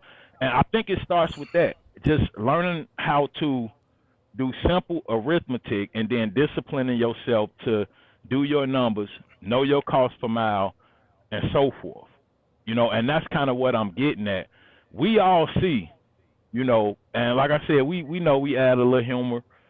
We might joke around, take a little couple, shots here and there. But the point of the matter is individuals are not taking the time to do the legwork to be successful in the first place or leverage themselves against anybody. Like I said, without educating yourself, it's no way you could leverage yourself against anybody. Do you agree with that? Yeah, I always say educate yourself. Being very, I always say it. Right. There's no way that you could begin, and that's just the point I'm making. I get what you're saying, but I think uneducated individuals think that goes for them. I think that's what we agree. I think that's what we agree, but where we disagree is what people want to see this debate. As far as I say there's no such thing as cheap freight, and you think there is. So yeah, what's cheap freight? Because we agree with all that, but the thing is the cheap freight versus it don't exist. So you saying it exists. What is cheap freight?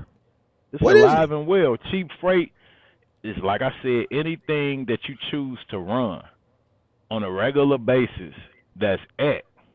Meaning if your cost per mile is $1.52 per mile and you run for a full week for $1.52 per mile for no reason, you actually, it shouldn't be a reason why you should be able to work yourself into an area if you understand trucking, and you've been OTR. Like I was OTR in a Sprinter van.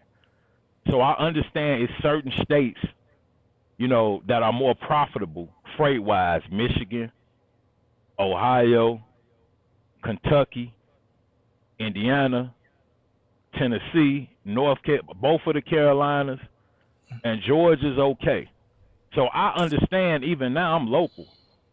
But I understand what states, if I went OTR, that I would hang out in to make myself profitable. You see what I'm saying? You can hang out in Ohio and just eat going from there to Michigan and back and forth. Ohio, Indiana, Michigan. You don't, so it's just having an understanding on, where you at and what you doing, in my opinion. So why do so many people say, "Oh, stop taking cheap freight"? What if a person want to run for $1.52 and they cost per mile is $1.52? What they got to do with the next person? This is what I'm trying to understand. Nothing. Okay, so why do everybody keep saying it? Because here's the thing: with what you said to me, I fuck with you, but that sounds like a person who's running expensive freight, right? Because ain't shit cheap about you running shit even or you paying. If I'm paying for something, that shit ain't cheap. It's expensive. That shit costly, right? All right. So if a next person is doing something that's not in their best interest, I'm trying to figure out, one, it don't make sense, right? When you put it into context. And two, why are so many people worried about the reason that they saying they failing is because the next person is doing something that's not in their best interest? See, this is why I'm saying it don't exist. Because, and when you put it into context, it doesn't make sense. And if that person is doing something that's not in their best interest, that don't got shit to do with why my business is failing. So where's the cheap freight? Because what you do, Midwest, it don't affect me. And what right, I do don't affect you. Saying. I dropped my top. Hold on. Yeah. Nah, if you I get what you. You see what I'm saying? I get what you're saying, but at the same time, you know, it's just like, it just kind of depends on the individual. Me personally, I'm not complaining, you know, and I don't get up here. I don't like to brag, you know. I'm just gonna say I'm okay right now. I'm gonna leave it at that. I'm not, and I said this. I don't even place myself in the same, and it's not feeling like I'm better. It's just that I know I have an understanding. First off, I know my costs per mile and my costs in general. You know, I'm 5.5 years in right now. Not 5.5. I'm over 5 years in right now. I don't want to sugarcoat nothing. I'm like 5 years, 3 months in right now. Mm-hmm. You see what I'm saying? I did start in an older vehicle, but it was different then. But see, here's the thing. I started in a 99. But then the other day on the live stream, you saying, well, man, dudes, you can't do this or that. But see, here's the issue that I have. A lot of the people, when you look at it, when I look at you, I started in an older vehicle, you started in an older vehicle, Vic started in an older vehicle, the box truck, they got their vehicle up there. That's an older vehicle. Everybody that is in content start with an older vehicle. But when I tell people to start in an older vehicle, and then you say, well, man, you ain't going to be able to get no contracts, this and that. Okay, so if one person turns you down, there's plenty of other people. I understand what it's going to take for a person to win. These people ain't going to be able to survive out here going and getting brand new vehicles or fairly new vehicles. They won't be able to cover the cost. I look at things from not just a business perspective. You got to also look at this shit from people's personal lifestyles. You got to understand it. You know why so many people robbing from their business? Because they starting this business with family, they got kids, all this other shit. So how can a person who got a costly living go out here, one, and get a vehicle that's fairly new with that high cost, still be try to sustain the business within itself with that high overhead, and then got to pay themselves enough money because they got kids and shit at the crib. They got a mortgage, they got rent, they got a wife that's not working. All this shit they got to do their leg work before they come in. I kind of talked about that too, going around having business cards. When I started, I had a logo. If you get a logo, they're going to offer you business cards. You see what I'm saying? Get your business cards. You got to go out to Elk Grove Village, Schaumburg, all these areas that's saturated with logistics companies and try to sell yourself that way. Yeah, it's a roll of the dice. But I know people that's got like I said, they in the upper echelon of individuals and the way they walk in, present, and carry themselves. That's something else I talked about. The way you walk in and present yourself and talk to these different people make a world of a difference on the success you're going to have out here. So I think a lot of people don't know how to present themselves, from the way they dress to the way they talk and so forth. But it's part of going out and, like I said, advertising, handing out business cards, cold calling, Indeed.com. Craigslist is really not to me a viable source. But the point I'm making is, do your leg work before you ever get the truck. Have somebody telling you, hey, okay, you seem okay, I might give you a chance before you jump in that truck. But I'm going to tell you for a fact that brokers are requiring 10 to 7 years, a lot of them. Now, can you work your way around that? Yes. But once again, we speaking realistically. What individuals, Mark? What individuals we talking about here? People that don't want to add up 7 receipts. Good. Here's the thing. I don't feel bad for a person who don't do what's in the best interest of their business. I appreciate them because I need them. I need them to not do it. And I had that. I had that same mindset. I feel like I'm low key about it because when you talk about I gotta plug this phone up. But see, when you educating your own people, you have to be brutally honest with them, whether they like you or they don't like you. And I'm the guy who is doing it. I get flack for it, but I'm not wrong. Listen, if you go out and you do dumb shit, right? If you do dumb shit because you don't understand the way things work and no one cares about your plight or the bad decisions that you make, there's going to be someone else that takes advantage. That's an opportunity for somebody else. This is just the way where the world works. Exactly. Right? So people get mad when I say it, but it's the truth, right? It's the truth. I realized it in my 20s. I had a situation where I thought, and no one cared. And that woke my eyes up. So when it came time for business, I was already there. I understood, listen, I got to go out and do what's in my best interest. You see what I'm saying? So I hear what you're saying, but I'm telling these people, I'm giving these people the information that they need. And I think more people, and here's the thing, you have a little bit more tenure than some of the creators in the space that most of them. And I ain't being cocky. Most of them. Right. I was here before it ever came. Box trucking ever came to YouTube. Right. I was already running a trucking company. Now you have more tenure on me than YouTube, but I started in 2010, so I have more tenure than you in the business, right? What I'm trying to say. Go ahead.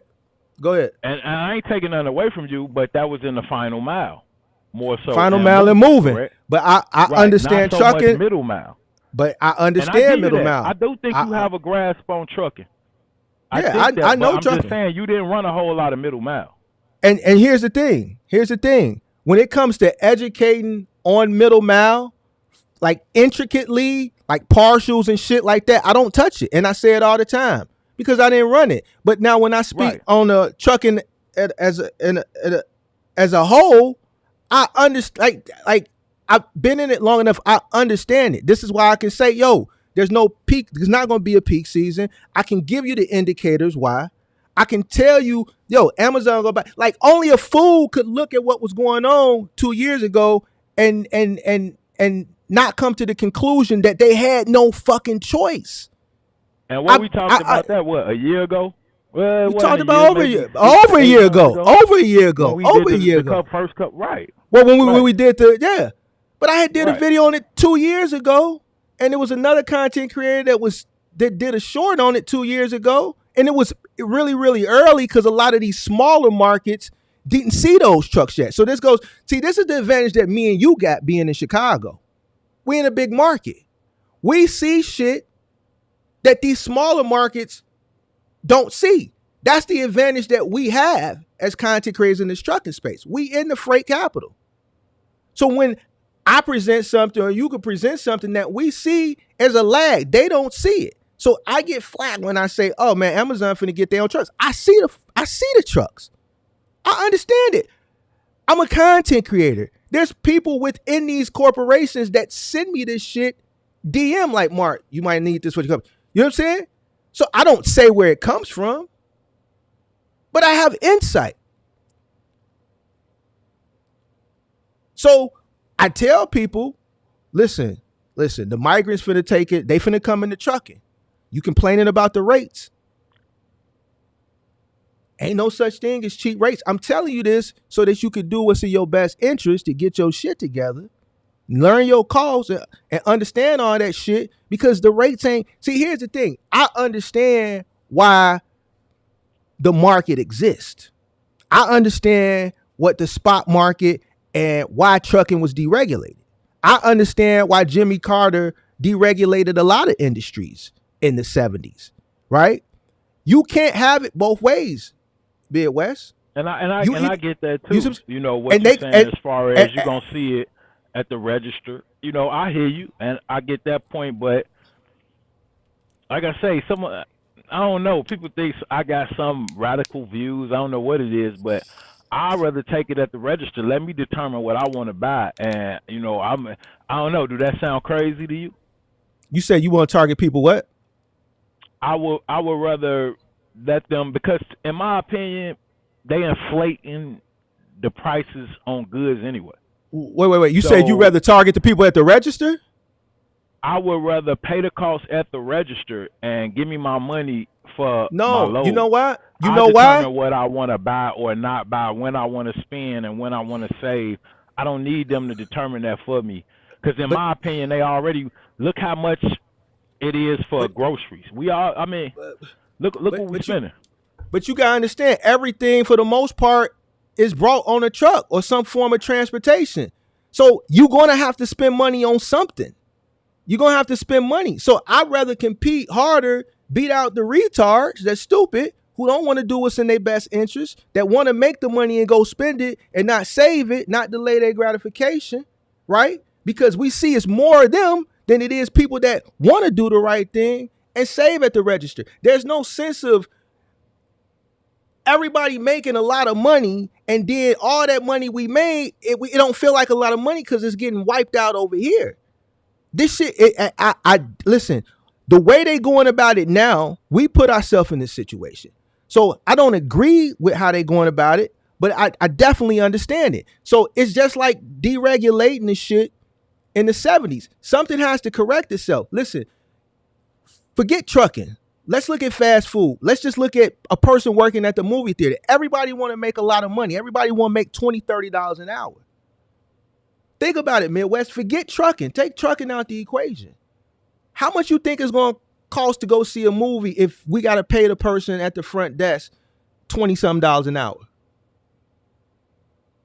If we got to pay the people in Walmart. So now think about it like this.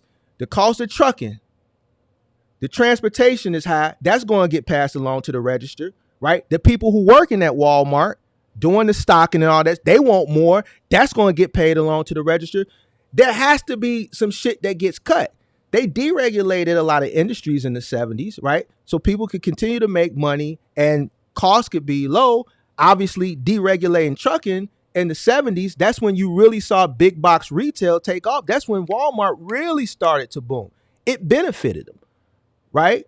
But now, where we at now, shit has been deregulated. Most of these industries have been deregulated for the past 40-something years. But now we're in a time with inflation and people's mindset, people want to make more. Okay, we can either pay people more, which is going to continue to raise costs, which is, it's still going to equate to the same shit because people are making more, but they paying more. So it's like, where's the savings going to come from? Where's it going to come from? All right, so now we can't do nothing with people's mindset. We at this point now. So boom, we have to bring in people who are going to, one, do these jobs, because a lot of these vocational industries, people ain't even applying for apprenticeships no more. We need people to come in that's going to, one, want to do the work, and they're going to do the work at a price that we want them to do it at so that we can continue to keep things somewhat affordable. Yes, there are going to be some people who going to lose, who ain't going to do what's in their best interest. Yes. Tent cities are going to rise. You're going to see more tents down there on Canal Port. You're going to see more tents right there off of Roosevelt Street. You're going to see more tents under every single viaduct. Those are the people that may not want to do what's in their best interest. But at the end of the day, something got to give. So these people going to come in. They're going to, one, do the work. And two, they're going to do it at minimum wage. Because here's the thing. I ain't finna go work at Walmart for whatever the state minimum wage is at $7.50, $8 an hour. Because guess what? In the city of Chicago, the city got a minimum wage of $15. But if you in the suburbs, it's $7.75. Our state minimum wage ain't went up. That. All right, so Midwest. So this is what I try to get people to understand. You can't have it both ways. It sucks. It does suck. But this is why this shit is in place. They deregulate. That took us for 40-some years. But now we at a point where people want to make more money because shit costs more. The cost of living is more. We done got spoiled. We want to fucking wear Supreme satchels across our fucking chest. We want to wear Balenciagas, all this shit. But don't nobody want to work to get to that shit. We can't pay people X amount of dollars when we have a store like Walmart that provides general merchandise at an affordable price. It won't be affordable no more. We have to figure out ways to keep costs low as possible so that consumers can continue to pay affordable prices. Forget trucking. You have to look at it on the grand scheme of things. So when I try to explain this shit to people, it's for people to, because a lot of people may not understand this because they may not understand economics. So I try to explain this to people so that they can take this information and say, okay, that makes sense. Let me pay more attention to what I got in front of me so I don't lose it. Let me buckle down. Let me stop spending so much money. Let me delay my gratification. Let me compete a little bit harder so I can put a little bit money to the side so I can invest a little bit money, because what that says makes sense. Yeah, if we have to pay me, listen, what Gavin Newsom is doing in California, supposedly they prepping him to run. If Kamala don't win, if Trump wins, right, he's done. That means we're going to get a Democrat. Supposedly they prepping Gavin Newsom to run for the Democratic candidate in 2028. Now, what if he implements what he's implementing in California on a federal level? We could look at it with AB 5. We could look at it from what he's did with the rideshare industry. That fell under AB 5. But we can also look like he's taking minimum wage and he's not even doing it on a full scale. He's breaking shit down in industry. They making $20 an hour out there. They're going to have to have newer trucks over there. That's already implemented over there. They got to have a death, right? And that's been for a while. You had to have a death system. But look how it's affecting them. So now imagine if he runs for president in 2028, he's definitely going to implement it on a federal level.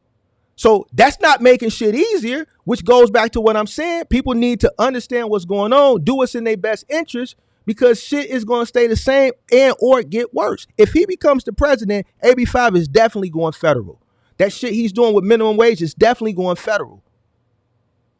It's definitely going federal. Look how many owner-operators that are running fast food chains that have had to close down. If I open a restaurant like a White Castle's or a McDonald's where I'm selling a value meal, the whole purpose of the restaurant chain was to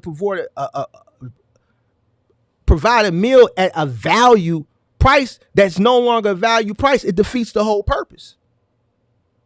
Who's going to pay $20 for a number one? They paying what, $17, $14, $15, $16 for a number one for the restaurants that open? Look what happened with all these Subways this morning. What was that about? I ain't even hear about it. A bunch of Subways, like what Lou Jackson was saying the other day. I don't know if you watched the live stream, and I said, bro, I know you cool with your supervisor, but you don't know the inner workings of the business. They could be operating at a loss. They'll never tell you to the very end. A bunch of Subways closed. They didn't tell none of the employees. They didn't tell the management. They just told them one day, listen, shut the doors, lock the doors, we out of money. They milked them. They used them. They did a cash grab. They knew they didn't have any money. The managers, that's the way shit goes. The Subway been slow lately, though. I've been noticing that over the course of the last 6 months that it's I don't know their nationality. I want to say maybe Indian couple, but they run a Subway in an area that I used to hang out a lot when I was, in the truck more.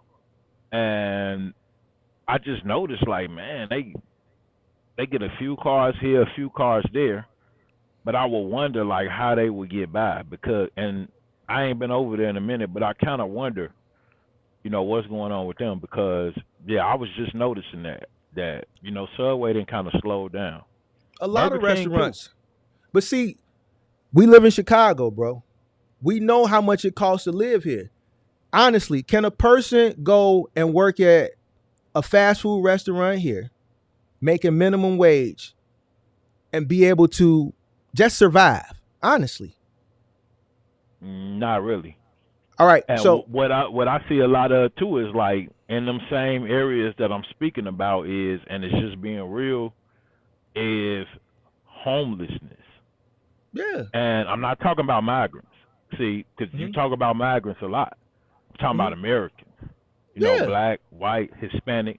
And what's happening is they have jobs.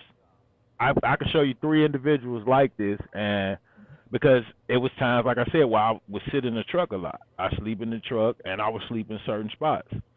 And I, Hmm. would see the same cars, and individuals would sleep in their cars overnight. Sometimes it's 2 or 3 of them because they all know what they're doing. I watched individuals pull everything out their vehicle, a couple, when they woke up, like clean they truck out. But what I'm saying is, it's a lot of individuals with jobs and vehicles that's homeless. And one of the reasons being, and I know some people personally that's experienced this, is with most of the rental properties and apartments, they requiring credit checks now. Hmm. That was something they ain't do back in the day. So now in order to get an apartment, they got to run your credit. And a 640, we all know, ain't the greatest, but Hmm. they're requiring that in order for you to even rent a 2-bedroom apartment. So now you got individuals that got good jobs, nice vehicles, but they cannot. I know people personally like this. I'm not saying nothing that I know people that's experienced this. Got I know somebody that was willing to put 8,000 down to get into an apartment. That's what he was telling the people that was leasing. Man, look, forget the credit. I give you 8 bands right now Hmm. to get in this But crib. but as a landlord, it's too risky because could take the 8 bands, Got and the bad moment credit. they stop paying rent, it's gonna cost me more to get them out of there because there's shit that's protecting them. You see what I'm saying? So me, I would have turned Right. the 8 bands away. They did. Yeah. They did. They went with another person that was going to put down 3. So that's what I'm just explaining to you, what individuals are facing right now. If you got bad credit, you could find yourself homeless with a nice vehicle, plenty of clothes, and a good job. But you just going to wake up in a parking lot, defrost your windows, drink a bottle of water, use a couple wet wipes, if you will, and they go to work. I watch people Okay. do this. But let's look at this as a case study. What put them in that position? They got a good job, a nice car. I'm assuming if they got a good job and a nice car, I'm pretty sure they had a decent house. So how do you go to being homeless with a nice car and a decent job and nice clothes? What put them in that position? Some people being uneducated let one place go. And when they moved into that place 5, 10 years ago, it wasn't no credit checks. No, no, no, no. Now, and I'm saying that's just hypothetical for some people. A lot of people is negligence and the pandemic That's what and I blowing see. money. I don't see. That's I can't most blame of the it. pandemic. I think it's just like I say. People that get in bad decisions, it comes from poor decision making, and No, in but I businesses. mean the PPP. I said pandemic. I mean PPP. Because in my opinion, that messed up a lot of stuff because of the decisions. It's individuals that right now could be rich, but they don't have any money. And it's because But of decisions. It's but people that got PPP there money you that go. didn't get in trouble. There They you didn't go. get in trouble. But that's the point I'm trying to make. It's just That's the gone. but that's the point I've been trying to make the whole time with the whole cheap freight. And I tell people, show me a person who complaining about cheap freight. I'll show you a person who don't know their costs and or makes bad personal and or business decisions. I say that all the time. Because here's the thing. If freight is cheap and you believe in it, I don't believe in it, you seem to be doing okay. Like I said, I don't want to brag. My business is doing the best right You now as it's you ever seem to be has. doing okay. You seem to be doing okay. That's the point that I'm trying to make. So you know how to win, regardless of Right, what they say. and also leverage, but in a different way. Like, I don't think leveraging yourself is taking the minimum amount possible to run a load and call that competing. I don't agree with Listen, that. Listen, I ran loads for $100 net profit at volume. I wouldn't do that. But Not in see, a 26 footer. but okay, but in a 26 foot, I would And ran that's it why for I the got minimum I could have respect for Lou profit. Jackson too, because he But one of the only people that'll come up here and stand on the fact when you asked him. I respected that. You said, but would you run for $1.50 a mile? I wouldn't either. listen. But see, And I agree with him. here's what people don't understand. When you're running one vehicle and you running a fleet of vehicles, it's a different Two story. different things. Right.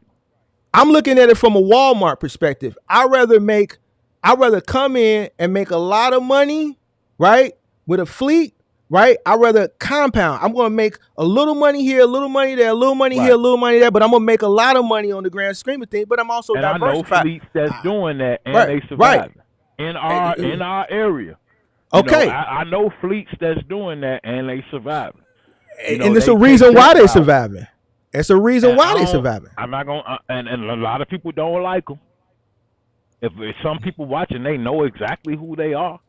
Yeah. You know, but yeah, they got 6, 7, 8 trucks, and when they could get all 8 trucks out, they bring them out and they run at the cheapest rate possible, and they pay their drivers as little as possible, and you know, got all type of side deals, and you know, but the whole thing is like, I mean, you got to do what suits you. When you got one truck, in my opinion, that's more of an incentive for you to make every load count. But see, I make every load count. I don't have time to waste, you know. But in I order get for upset when Go I ahead, you run got it. cheap. When I run, that's what I call it. It's just cheap. When I run those type of loads, like it bothers me, like internally. I'm not making this up. You know, I have to get off. It take like 24 hours for me to, you know, stop thinking about the fact that I just wasted time, 6, 8, 10 hours of my day doing something that I didn't make, and I be trying to make top dollar, you know, as far as, you know, if my cost right now is what, like a $1.38, right around $1.40, I'm trying to get $2.80 per mile, and that's low to me, because I am spoiled. I did run back when I could get 4, 5, 6 for the same loads, but I've adapted. I understand that, hey, $3 a mile, $3.50 a mile, good money right now. But I'm not trying to move for less than $2.80. My cost is $1.40, approximately, between $1.38 and like $1.40. But I'm trying to run for $2.80, so I'm trying to get $1.40 a mile. That sounds crazy. You know, I can't see the chat, but I know people, they think that's, you know, that's crazy talk. But I'm just telling you right now that that's how I'm moving my truck. I'm trying to move for, you know, if I'm moving for $2.30, $2.40, I'm up. Now I'm not really upset, but anything less than that just don't make sense. And even then, I feel like it's a certain way you run cheaper freight. Okay, if I'm gonna run a load for $2.30, $2.40, $2.50 a mile, then I'm paying a whole lot of attention to where I'm ending up when I'm done. I'm not gonna end up in Des Moines, Iowa, for $2.30, $2.40 a mile, and I'm about to drive 3-4 hours back. No, I'm not doing that. So if I'm gonna run for cheaper than what I normally run for, then I'm gonna end up in Pontiac or I don't know. I could you know, I'm gonna end up somewhere where I'm 30, 40 minutes away from, you know, the general area where I could either get something else or go home. But I'm not going to end up in Des Moines for $2.20, $2.30, and then burn up all of that profit coming back. You know, you got to factor in maintenance, but the first and foremost, you got to talk about fuel. And the time spent, the loads you're going to see on the way back that you can't get to because you're 3 hours away. You got 2 hours to get to it. You can't book it. So this is how I route and run my truck, you know, and that's just how I move as far as leveraging myself, like I said. And I've done it. I never even brought this up. But even with the dedicated route, part of it, I told people certain stuff I kind of leave out. But, yeah, when Curry contacted me for the dedicated route, I was asleep. I talked about that. I woke up. I called them back. They didn't respond. They had already gave it to somebody else. So the next morning, I'm following up. Once again, this is where discipline kicked in real time because I laid down. And I'm like, I'm tired. I had just ran Amazon. I'm like, Curry ain't hit me back. I'm just finna go to sleep. And then something internally said, dude, if you don't text or call them people and just see what's up, you know better than that. This literally happened. I sat up. I said, hold on, let me just text old boy. I text the rep from Curry, and I said, hey, you contacted me. I text you back. You didn't respond. Did you feel it or what happened? He said, yeah, actually, I did feel it. But the guy's truck broke down. Is there any way you could get over there and run it today? I said, okay, I'll go over. I'll be there in an hour. Now this is where the leverage, in my opinion, kick in. I showed up in 30 minutes. I was at the dock. They said, you from Curry? Yeah, that's me. Oh, yeah, we glad to see you. The other guy's truck break down. This is what I said to them. This leverage. And this is probably how you will get down. I said, my truck don't break down. Of course. I said, I'm 10 minutes away. Yeah. Real talk. I said, my truck don't break down. I'm 10 minutes away. They should have put me on it anyway. They called me. I was asleep. I don't know why they put that guy. And then I even went in talking to them about cost-wise. Where he's coming from, he don't even know it yet. In a week, he going to give up because, see, this what I didn't tell in the last. It's cutthroat. It's cutthroat. It's right. It's the same shit like I'll be talking about. It is what it is. It's business. You put me in a position. If you wouldn't have been there, I wouldn't have been here to have this conversation. And you see what I'm saying? beat me out for it already, so now I got to get it back. Right. So that's how I felt. This is why I told them on the dot. By the end of the day, I'm not making this up. They called me. They said, you coming back tomorrow? I said, I don't know. They said, well, we put in a good word for you. 5 minutes later, the Curry rep called me. He sounded baffled. He said, I don't know. They want you back. And so they offered me an amount. I went up $100 and they went back down 50. So they met me in the middle. But the story I'm telling you is I 100% understand leverage. That's a true story. It's just that certain stuff I try to just keep under wraps because, I don't need to, I try to, I don't need to tell everything. I agree. What you saying about leverage is 100% right. There go a situation right there. And right now, I got it. I've been running it over a month. I done took a vacation, come back. And the guy that tried to cover for me, he messed up. I don't know if it was the same guy or not.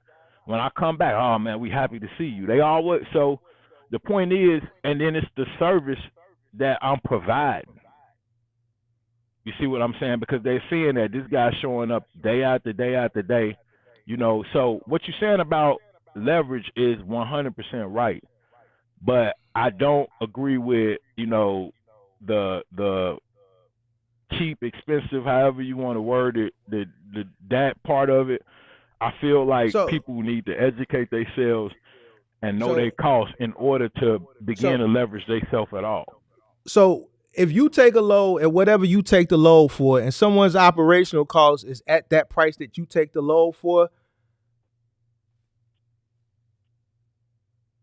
why would you want to run at your operational cost, though? That's No. What I'm trying to explain to you is whatever you willing to take a load for, if your competition's operational cost is what you willing to take, clearly if you taking it, you a smarter individual, right? And whatever you take, obviously you profiting from it. If their operational cost is what you're taking it for at a profit, they're considering it so-called cheap. Is that your problem? No, it's not. All right. And like I said, I know my costs, so I can leverage myself.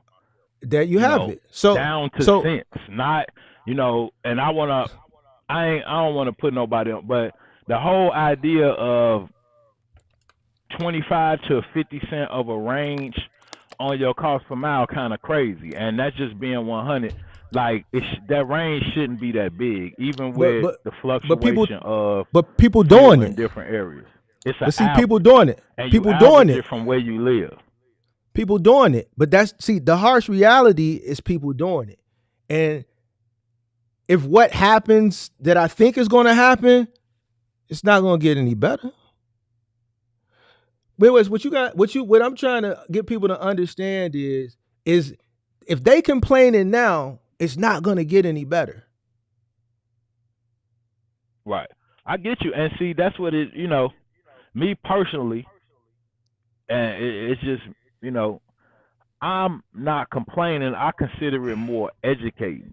That way people don't, because we see them. Like I said, how many people have you don't keep count, but how many people have you had just on that your one main live stream you do? Do you know how many people been on there? As far as on the call-in show, like guests? Right. I don't know. Over 100 maybe? Oh, way over 100. Possibly. Yeah. Right. Yeah. That's what I'm thinking. And I don't see all of them, but the ones I do catch are normally they interesting, and I feel like the main thing is a whole lot of individuals just not wanting to do the legwork.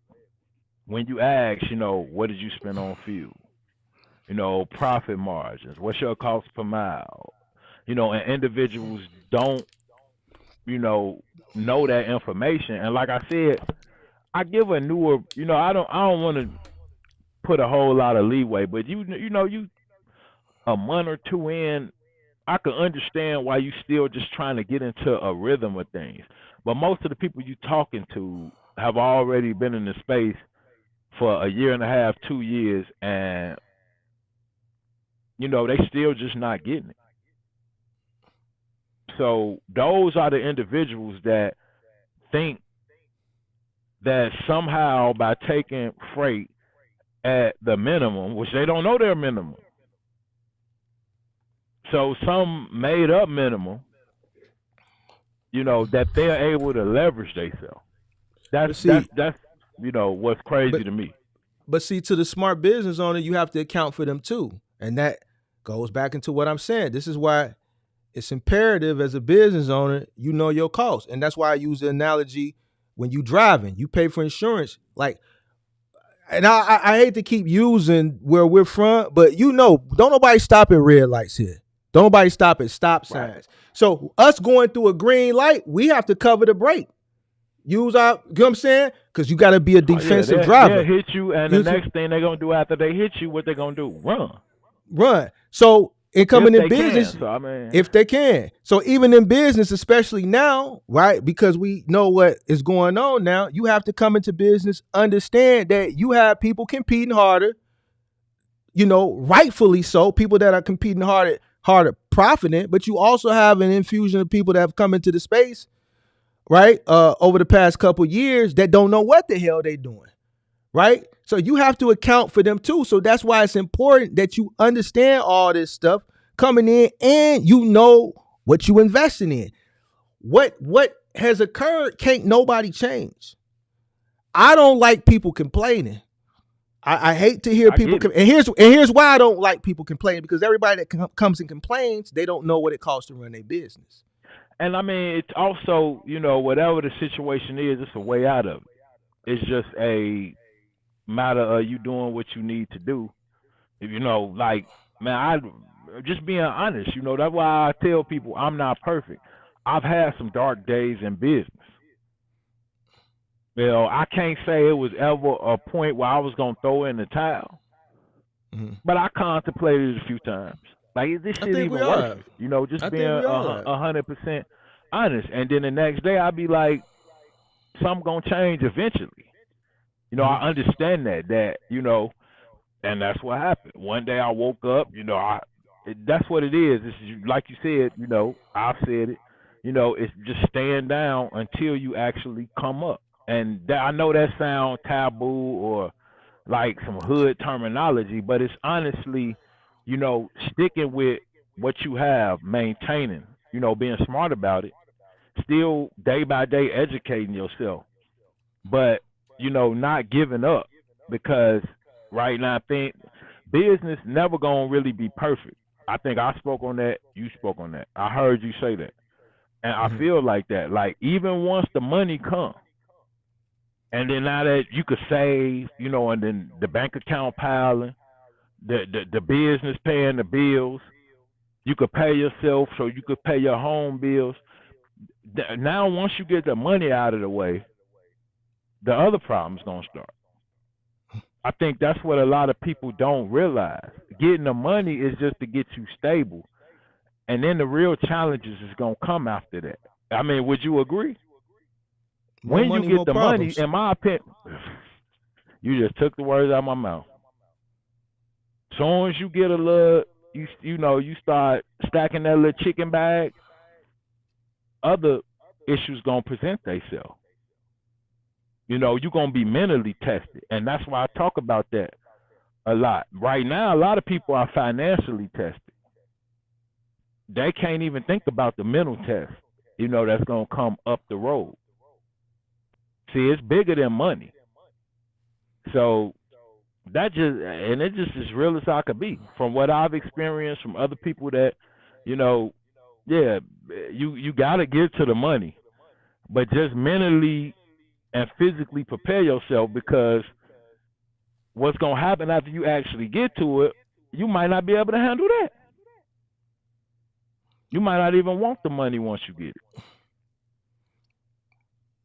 it. Here's something that I know people want us to talk about, because I guess we talked about the cheap freight. I guess with that we just gonna have to agree to disagree, agree to disagree. But it's something that you said. Go ahead. No, I don't want to cut you off because that was kind of long winded. But I think like I said, right now while I'm everything is there, I just want to touch on that. And I think I said it too. Like the money is just the beginning. That ain't going. It's gonna be more to work on, even within than just making money and being financially stable. I want to talk about they, because you put they coming up on my platform, but see now I want to talk about who created they, because they come up on my platform and I hold them accountable. But we know who created they. See, I wasn't around. I call them little demons.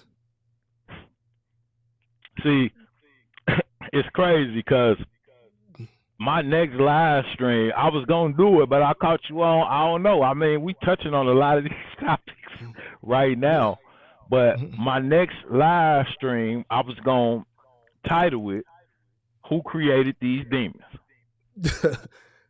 So that was literally the title. I probably won't even do it now, but because I heard you say that, and I said, damn, what an analogy. Yeah. But, I mean, on keep it a buck. That accord, keep it a buck. I'm gonna just be real with you. A lot of us content creators that were around in from the first individual, I ain't naming no names, but from the first individual on forward, it was a time of euphoria. And like I said, I came in, person I'm watching. They like, man, what you running for? $4, $5? I'm running for $6. I was sold. I made 20-some thousand in a month. I was sold. I'm ready to jump out my Sprinter and, risk it all. So the point I'm making is a lot of us came in then uneducated on, trucking in general.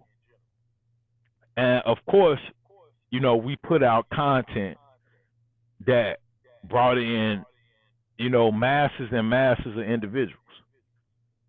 And was that foolish? I mean, of course. I think a lot of the content that initially was it put out in good faith? I believe so.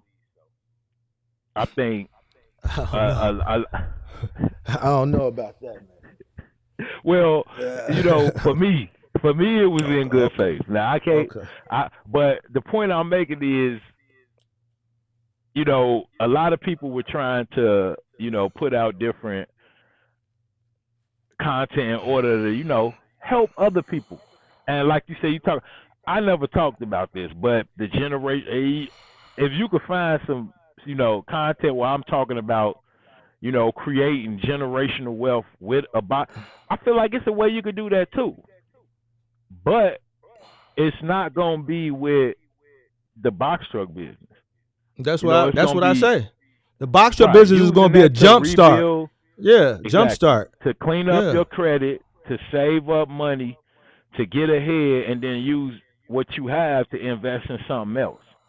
Then you could create generational wealth. But just thinking that you're going to run a box truck business and pass it down, no, it may be another business that you create that's lucrative enough for you to pass down. But no, I don't think it'll be a box truck business. And I'm just being 100% honest. So I think you can create generational wealth, but it's going to be by, like I said, building your credit score, saving money, and creating other avenues for you to, do that. It won't be with, I wouldn't want to put, not knowing what I'm knowing, about the trucking industry, I wouldn't want to put my kids and grandkids necessarily in a truck if they could avoid it. It's a lot to it that people don't even take into account. Okay. Well, I touched on the two things. You got anything you want to touch on that we possibly disagree with for the audience to? One thing I want to ask, because I know it come up here and there, is the algorithms on, say, Amazon and just DAT. As soon as he said Amazon pulled the plug. Amazon pulled the plug. Man, Amazon dirty. Hey, dirty. I'm telling you, hey, dirty. Hey, Midwest, you gotta. Hold on, let me see if he's still in the back. I don't know. He's still back there. Hey, Midwest, we don't see you or hear you no more. So I don't know if your phone died or whatever. But we don't see you no more. As soon as you said Amazon, it went dark. Can somebody there you go. There you go. Yeah. I got a phone call, but yeah, pretty much just kind of your take on, and I'm kind of in the process of like losing my thought, but carrier behavior and the algorithm on Amazon and DAT. Do you feel that the loads that we book on a regular basis, encourage the rates in any fashion? That's kind of what, I wanted to ask you, because I know you talk about consumer behavior. But do you think the loads that carriers book on a regular basis influence, say, the algorithm on these different load boards that we using out here? So it's mostly based on supply and demand, right? And with supply and demand and the whole market base is competitive. So when people are competing, there is some form of competition that does directly influence it. But it starts from supply and demand, right? And this is where I think a lot of people don't understand, because I hear it goes back, and I'm answering your question. I'm just being long-winded because I want to make it a teaching moment. Everybody complains now, but no one was running around here complaining in 2021, in the first half of 2022, when volume was really, really high, right? And supply was coming up to meet that demand, all right? Prices went up because the demand was there. Supply and demand first, right? You really didn't have to compete because everyone was making hand over fist just off jump, right? Now that demand isn't there anymore, but you still have overabundance of supply that came in, and you still have supply lingering from that time period, and far less demand, everybody's complaining. So supply and demand first. Now, with less demand and you still have more supply, it's going to drive more competition. And, more competition is going to ultimately, yes, affect rates. Yes, that's what the whole point of the market is. I gave an analogy the other day with the stock market. It's just on a green day when you're making money and the market is green, there's more people buying. If it's a red day, there's more people selling. So yes, but it all starts with supply and demand. And then, within competition, the more people compete, yes, it's going to drive. If I know I have this much room and profit and I'm going at you for a low, but you got this much room initially to start and I got this much room, I can keep squeezing you out because you ain't got but this much way before you're going to say I quit. You see what I'm saying? But ultimately what that's doing is, yes, it's lowering the rates. So yeah, supply and demand and competition, both, yeah, it affects it.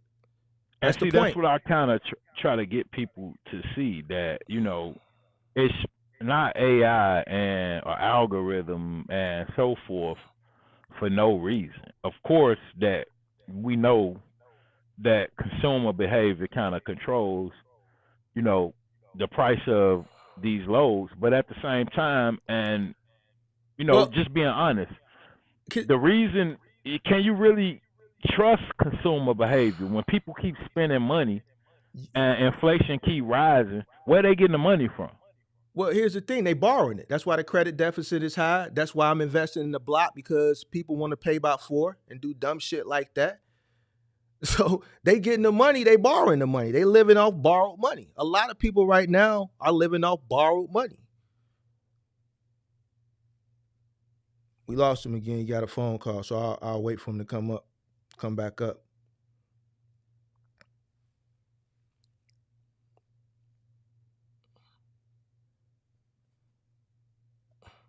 I'll wait for him to come back up.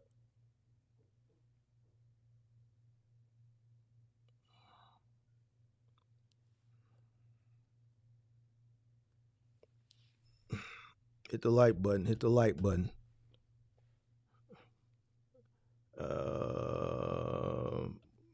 Guess he got a phone call. Give him a few seconds for him to come back up.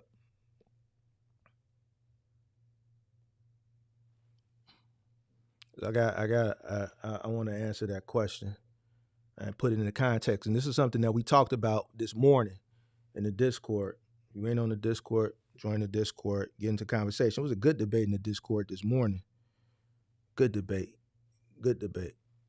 You back? All right. So, you back?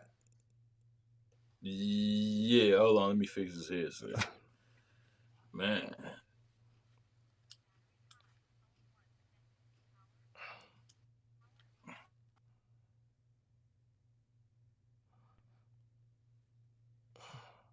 Can you hear me? Yeah, I hear you.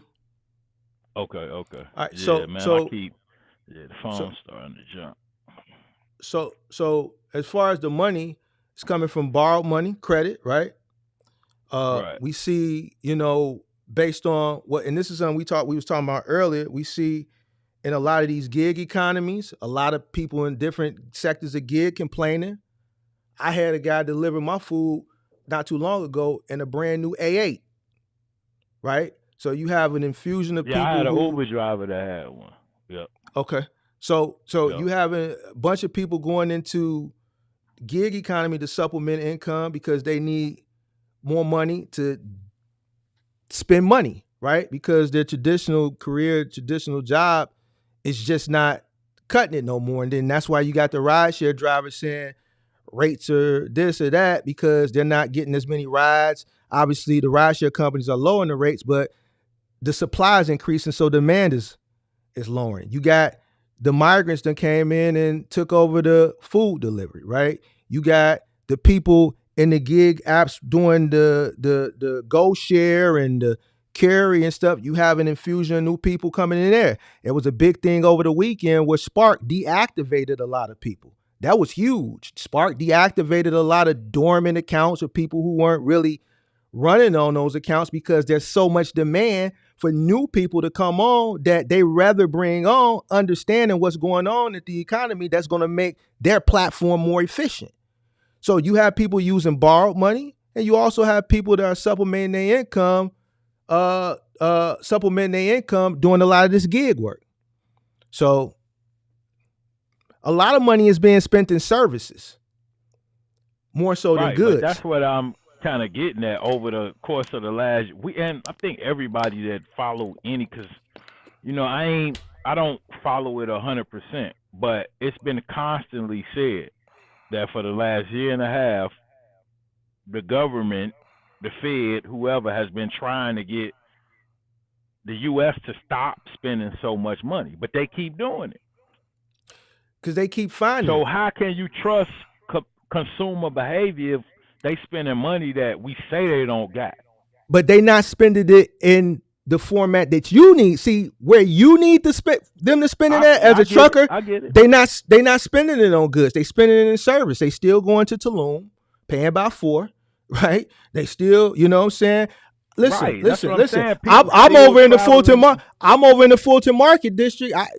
They told me it's a 3-week wait to get in the Nobu. You know, they spending money on fancy restaurants in the Fulton Market District. Exactly.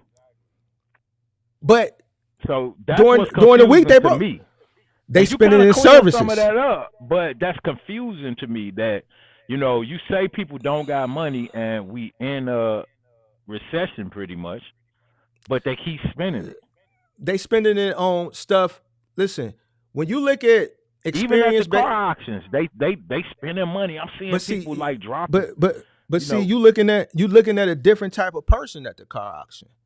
You ain't looking at basic general consumers. You looking at business people for the most part at car auctions. Yeah, they have some type of You know what I'm saying? So, but the money is being spent in services more so than goods, right? Because if the money was being spent in goods,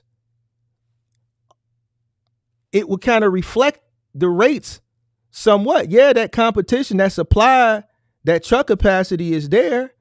But if the volume goes up, it's going to start to kind of alleviate some of the pressure that overabundance of supply has. It's going, you know what I'm saying? So people need to spend more money on goods, but a person will go to work all week, right?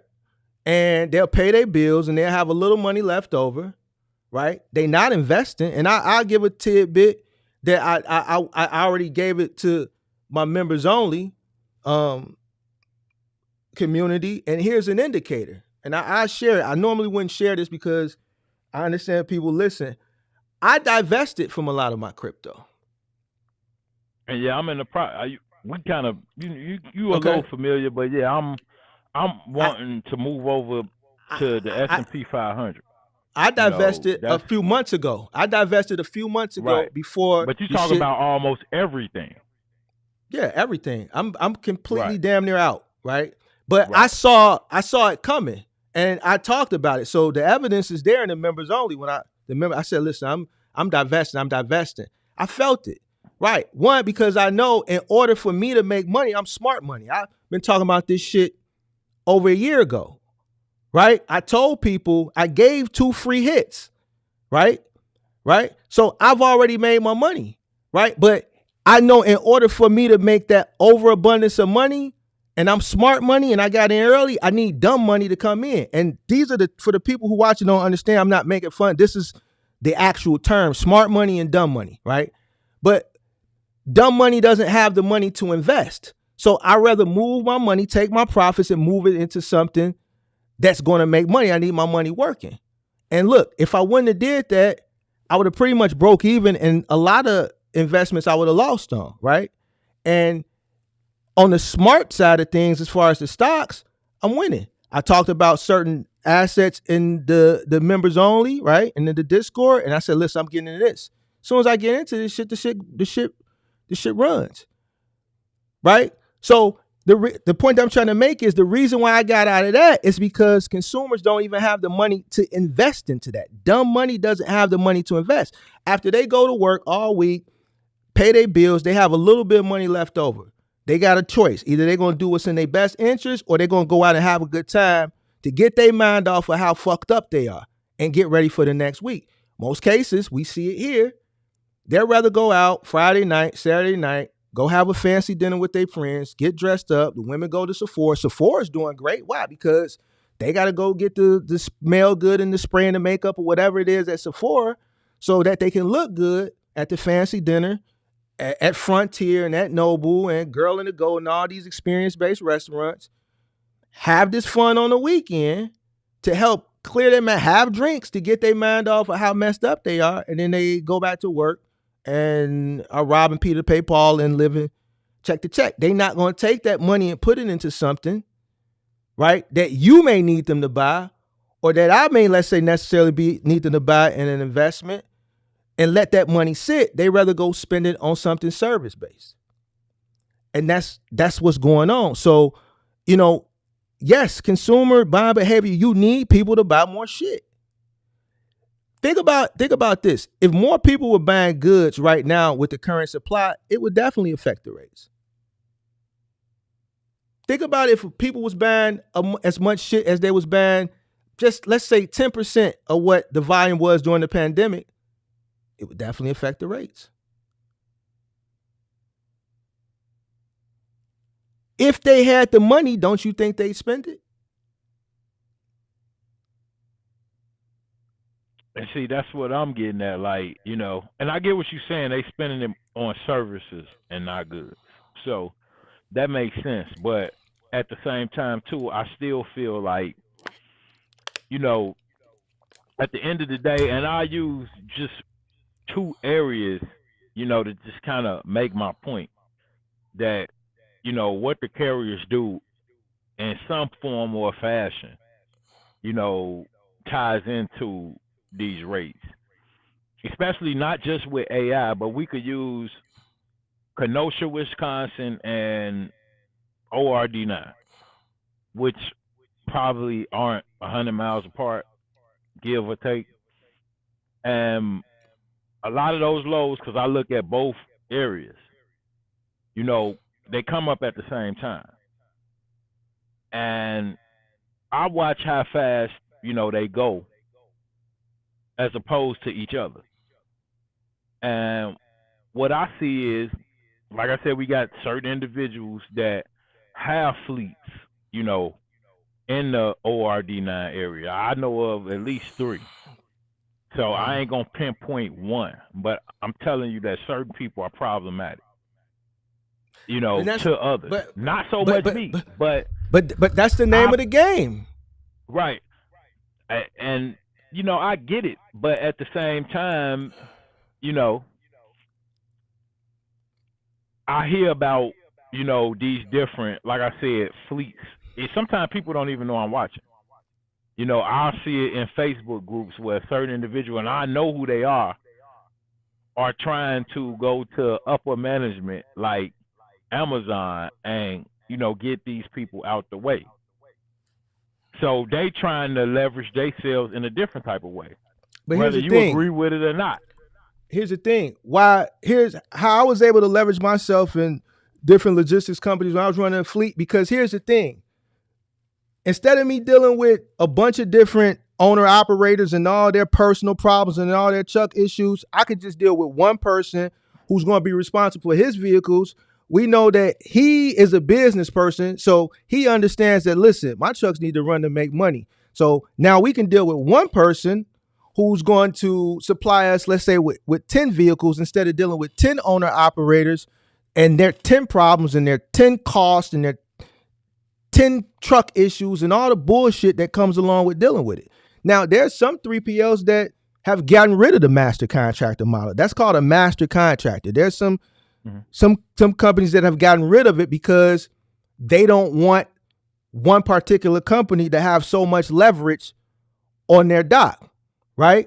Because when I was pushing my way through with a bunch of trucks, I didn't run on a per piece. I didn't run on a per stop. I ran on a guarantee. Because I could name it because of the leverage that I have. You want these trucks? I got as many as you need. If you want more, I can get more. But this is what I need. So you have some companies that have ridded themselves from that model because that gives that particular individual a lot of leverage, right? But then you have some companies that, because inside as well, and that's that's where the problems and the issues have started to arise. And it had nothing. Like I said, I've never had an issue with these individuals, but I know of at least 10 people that's come to me complaining, man, do you know the such and such and such and such and such? Man, them, so I've heard that. And I laugh because when they come to me before they even tell me who they are, I already know what they're talking about. Like I said, it's probably at least 3 fleets that's not DSP that's, in the ORD9 area and, close proximity. So, yeah, I've had multiple individuals that's had interaction. I've heard about, man, it's like I said, it's a lot of stuff I don't bring up. I've heard of, people being arrested, and I kind of try to poke around and find out if it was true. Or at least they were in contact with the police, and some people told me it happened. I don't know if it's true or not. I can't say, but that's why certain stuff I don't even put out. But they like, man, do you know the police was up here? What happened? Somebody in their drivers was stealing. And they was trying to say it was a certain, group of individuals. And when I went to people directly inside of Amazon, they were like, we did hear a story like that, but we don't know if it's true. So it's a lot that don't meet the eye, and like I say, I hear people coming to me and, they complain. And I mean, we've seen it, even other people, content creators and so forth, that, certain people cut corners and it affects other individuals. Now, I don't know if you consider that leveraging yourself or not, but if you cutting corners legally and ethically, right? And if that affects your competition, maybe because they don't have the resources to do it, whatever the case may be, it's just business. See, then that's why I think a lot of people don't understand. Like, it just comes with it. So you have to do what's in the best interest for you and your business to compete and to win.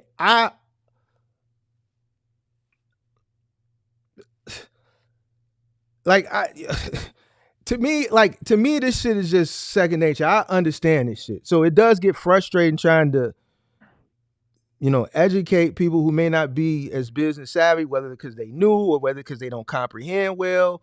You know what I'm saying? But to me, I understand just the whole concept of buy for $1, sell for $2. Now, that doesn't necessarily mean I want to make 100%, right? Because you buy for $1, sell for $2, you make it 100% profit. But the concept, buy for $1, I may sell for $1.50. If I can buy a bunch of units to save me in a wholesale, that way I can price you out, then I'll sell for 50-cent profit and price you out if you're my competition. I'll sell for 30-cent profit. You see what I'm saying? That's the name of the game. Profit is profit, especially if I'm selling it at volume. That's just the name of the game. And see, it's called capitalism. That's the key word you just used, at volume. But something I was trying to touch on was when you have a smaller fleet or a smaller group of trucks, less than 3, so not a fleet. In my opinion, that's more incentive for you to make each load count. Yeah, because those you individuals don't get loads in an abundance. When you got 10 trucks, like I said, what you said, $100 a truck, but that's 900 or 1,000 a night. Yeah, give or take. That your net, not gross, right? That's net. Yep. Exactly. So that's decent money overall. But when you got 1, 2, maybe 3 trucks, in my opinion, you need to pay a little more attention to the low. And again, people could do what they want, but they have to do what's in their best interest, so they understand this. Because it's all type of different situations that you have to take into account. But I get your point, because you ran a fleet. What did you had? What, 15 total? Did you say 15 total? I own 15, but I ran more. We were still renting trucks too, so I own 15. Right. So but I understand how to make money, right? Charging, because here's the thing. I know I got to pay people. I need people to come to work. I'm okay with taking a little profit off each truck because I'm making a lot of money in totality. But then you got to understand, I got a whole moving company too. I'm diversified. When I'm making a shit ton of money over there because ain't no middleman. You know what I'm saying? Right. I'm charging at that point $100, $125, $110 an hour back then, and labor back then, the helpers were making $10 an hour. The driver was getting 13. So my labor cost 2013, 2014, $33 an hour. I'm charging $100 an hour for 3 men. And there's no middleman plus truck costs. So I can run a bunch of trucks over here. I can send 3 trucks to T-Force, now Dynamics out in Wooddale, back when they was on Thorndale Road, right?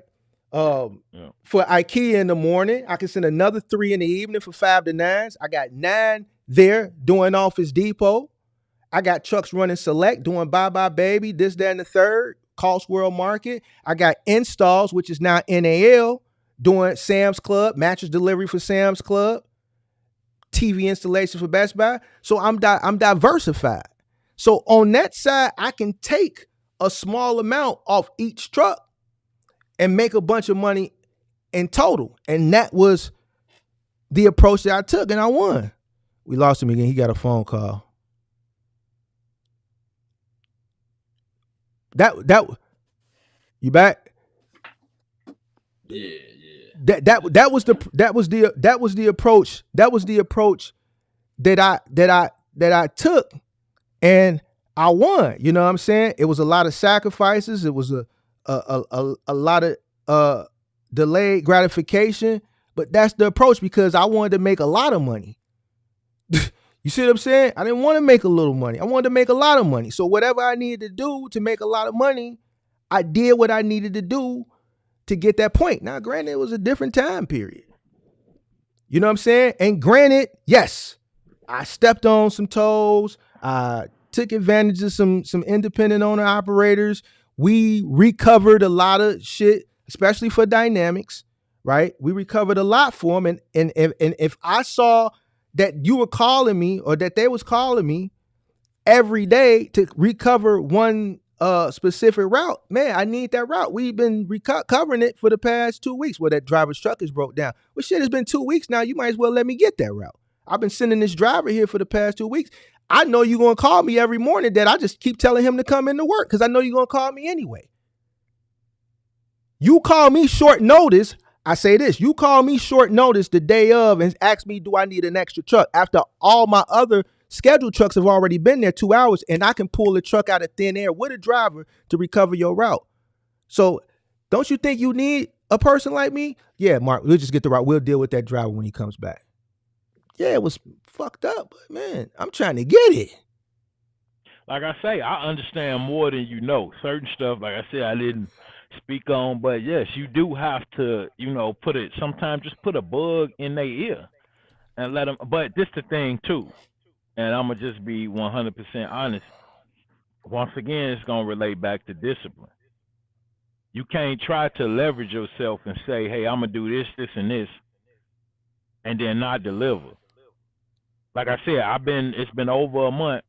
I had 2 days off, and I requested them a week in advance. It was a discrepancy, but I was contacting them about those 2 days off, over a week in advance. What I'm saying is, if you're going to leverage yourself, you also got to deliver after the fact. You can't say, well, yeah, I could do this, this, and this, go with me, and then you showing up 3 out of 5 days a week. So that's why I say it all, to me, at the end of the day, just kind of relates back to discipline. I hate to keep harping on that, but it just, I want people to understand that way, that's the mindset they have. Like, I got to do the things that I don't want to do in order to get what I want to get. If you're not willing to do that, then, we see where you end up. Yeah, everybody's situation is everybody's situation. So I know, this one guy in the Nightcrawler, he, in the chat, arguing about something that I don't think he gets the concept of what I'm trying to say. Do what's in your best interest, not worry about the next person, but put yourself in a position where you can compete. Like, complaining ain't going to do nothing but land on deaf ears. So if you understand that the market is competitive. The rates are the rates.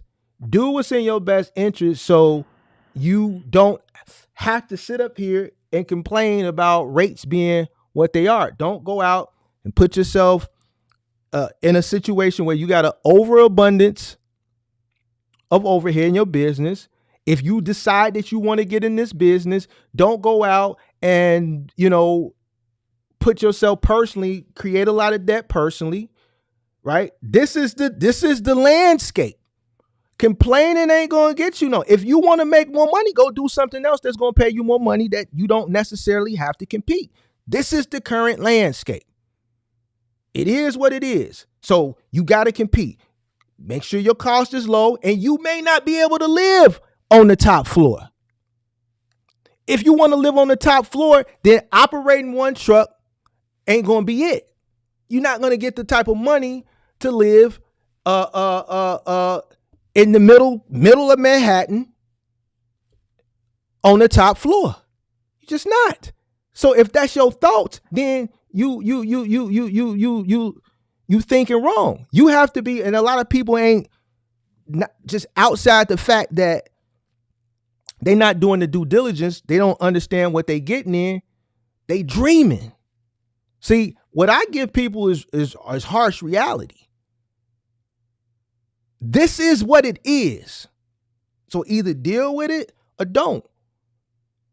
Because here's the thing. If I was to enter into this market right now, and I know you're going to disagree. But let's say hypothetical. My current cost of living, running a box truck over the road, I wouldn't be able to afford it.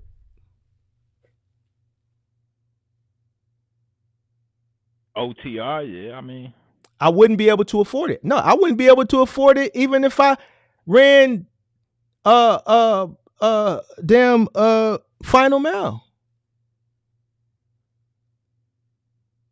But the point that I'm trying to make is I'm being honest, right? You gotta apply yourself out there. No. Here's what I'm saying. Here's what I'm saying. If I'm telling you this, if I were entering into this space right now with my current living costs, right? What I've accumulated cost of living, running OTR, right? I wouldn't be able. Something would have to give. This is what I'm trying to say, which a lot of people aren't getting. Mm-hmm. They don't account for not only their cost of operating a business, they don't account for their current living costs. I'm not speaking for the people who coming from the humble beginnings. I'm using this example for people who coming from, because we have a lot of people that came from corporate America. I've had people that's come up on show. I just can't work for nobody no more. I make $125,000-$130,000 a year. I need to start my own business so I can, build general. I gotta break the curse and all this shit. And they think, okay, well, I'm making 125 on the job, but let's say 150 on the job. And they think they're gonna come in and make that same 150 in the box truck because somebody told them so, and they don't account for the cost. The cost that it costs to run that business, let alone the lifestyle that they've already built, right? They got a house, they got a family, they got kids. Little Junior got childcare. The other little son, little man, we got school fees. He got soccer practice. We got to pay those fees. We got to pay food. So they don't look at it from a full scope. This is what it costs for us to live. We got to make this much money. But based on my research, this business isn't going to generate the amount of money to accommodate or suffice the current cost of living that we currently have. And then they get out here and they realize it, and then they get in a fickle. So this goes back to what I said. You have to do your due diligence. You have to be real with yourself. There's not a magical $1 million box truck. You're not going to do it. This is where me and you had that whole back and forth about hope. This is reality. And see, that's something else that, now that you kind of mentioned that, and this is something I ask you because you speak on this. I've heard you, kind of speak on it a few different times. And a lot of individuals, undisciplined individuals, because this is kind of what I'm talking about too. You had to, in this situation, have some type of discipline. So I want to say that first. But when you say, for individuals to go back home and possibly, stay with their parents. Go back. If that's what if that's what it takes for you to lower your cost of living, if this business is what you really want to do, and that's what you have to do to sacrifice to build the business, right? So that you can have more cash flow by lowering your expenses, then that's what you got to do. See, that's the thing. That's the thing, man. People don't want to do. I stayed at the crib till I was 34. And I heard you say that, but now let me ask you this. This is my question for you. The individuals that you talk to on a day-to-day basis, not the individuals that's already in, but individuals that's aspiring to get in. Right. Most of these individuals, do you think that they're disciplined enough to go back home with mom, and whatever the situation may be, and actually do what they need to do to start a successful trucking company? Or are we going to have guys down there like, talk to me nice? I know you. I saw him. Yeah. So if you at your mom's house and, like I said, you're not disciplined, so you just in the basement drinking, and you having females over, or you living your best life in your mama basement. See, I see this being a lot of these individuals. That's why I say certain stuff could get taken out of context. You go back home and you lose that sense of direction, and then now, you just at home with mom. That's why I'm saying a lot of these individuals don't have the, I guess, discipline that you had to even handle that type of situation correctly. And that's why you got winners and losers. A viable option, right? I don't think that's a viable option for a lot of individuals. Just be honest. But see, that's their personal. See, that's the thing. I get it, and it's and whatever. That was a blessing, and I always say that. OG, because I appreciate it. A lot of OGs is not in a lot of moms are not in a position to even do that. Right. They nowadays the moms getting younger and younger. They mama got to have a life too. You know what I'm saying? They're not old fashioned. I get it. Maybe church going type of. It's different. You know that. I know that. We see what some of the moms doing nowadays. I get that, and it was a different generation. It's moms that should be. I see women in their 40s and 50s. With daughters, and they 25 and 30. And the mom see the daughter on the internet doing certain stuff that's, I'm just going to say not to, they don't say nothing because they doing it too. Mm-hmm. So it's just different now. That's without going too deep into, to me, it's different. See, that's the thing though. And that's, as if not everybody is going to have the same circumstances, everybody's plight going to be different. You know what I'm saying? Exactly. So, and it's, if you want to start a business and you not at home, or that was a guy in the live stream last night that asked me like, man, I just start following you, man.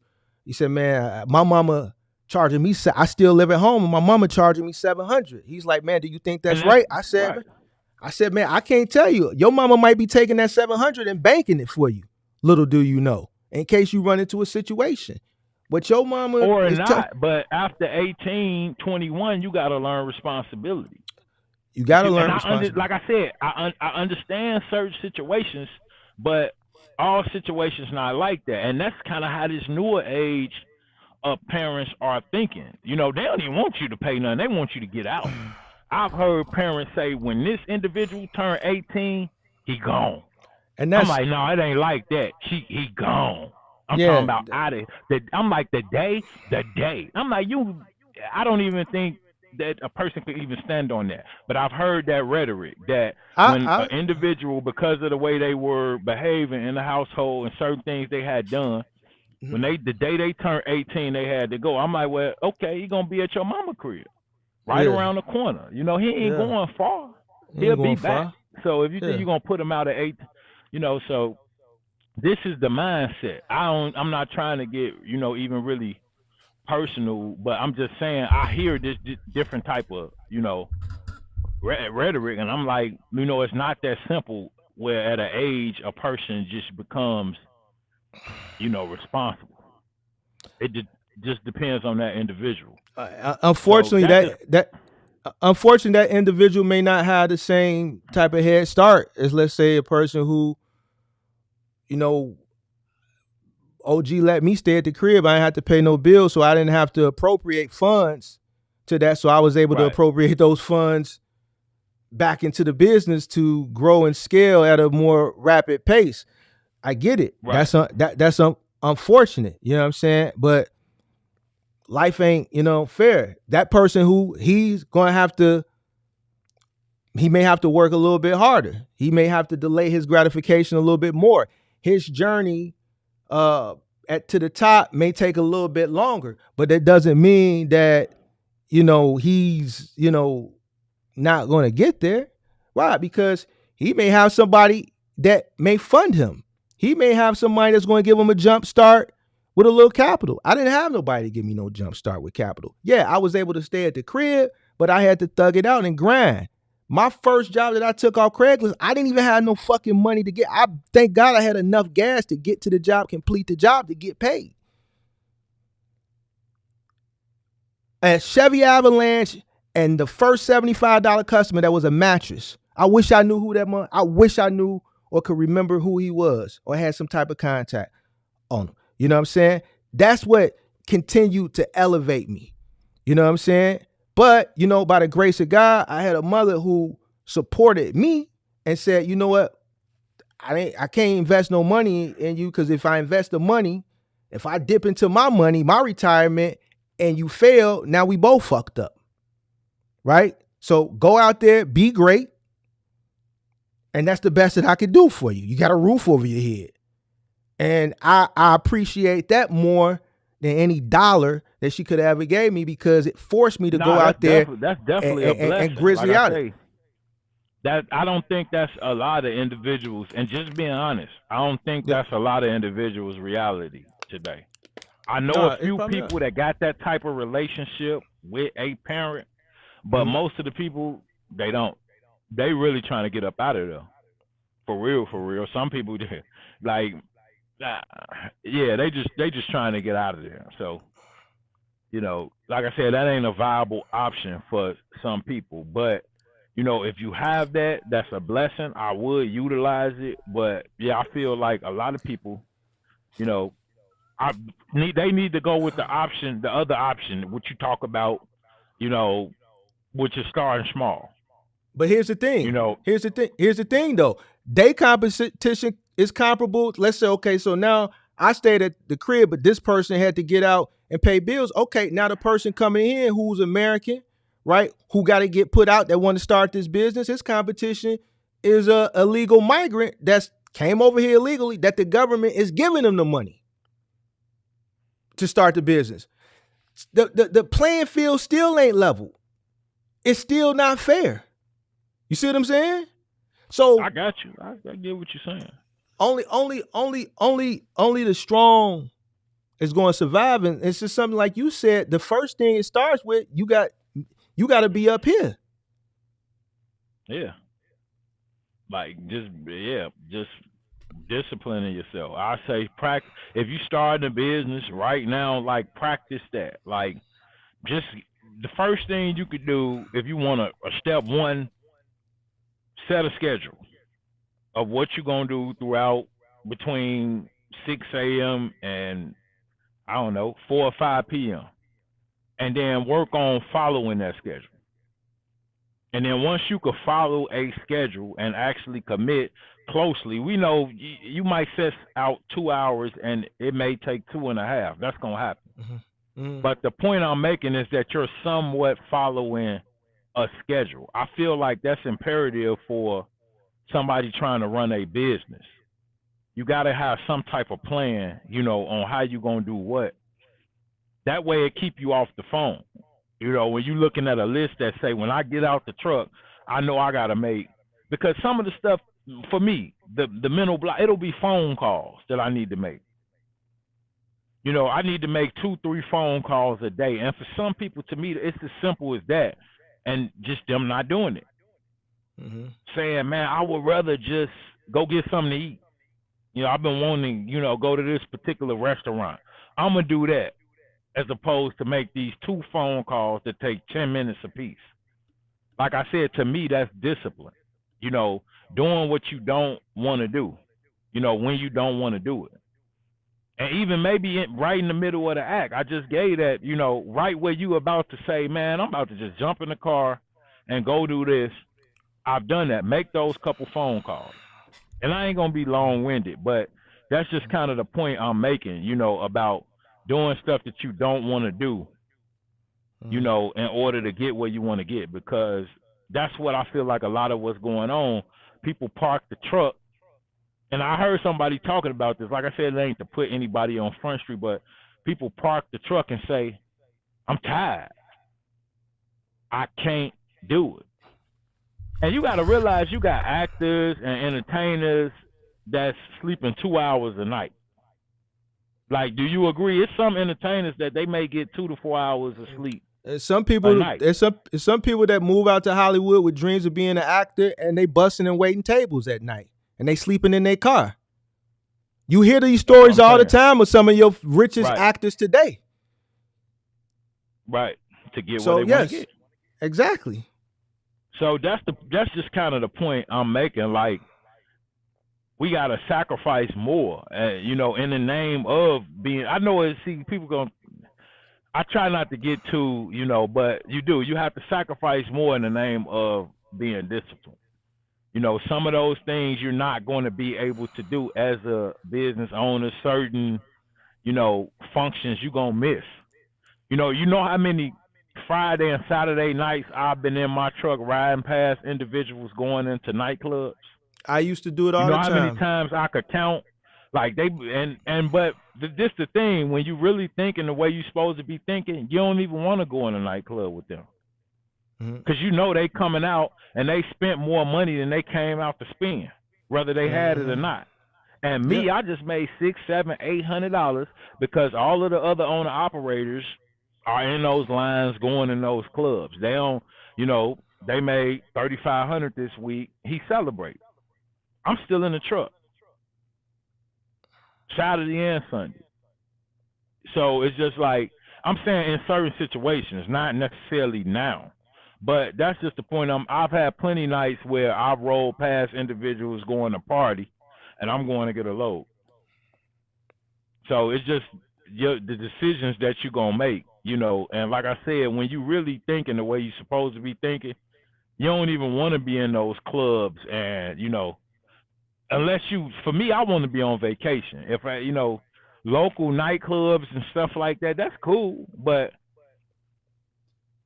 I done kind of outgrown that. So me wasting money in bars and I ain't even a huge drinker. So, for me, it's just, and it is what it is. But yeah, the mindset is everything as far as, where you're going to get to. If you want to be doing everything that everybody else doing, then, you're going to get the results that everybody else gets.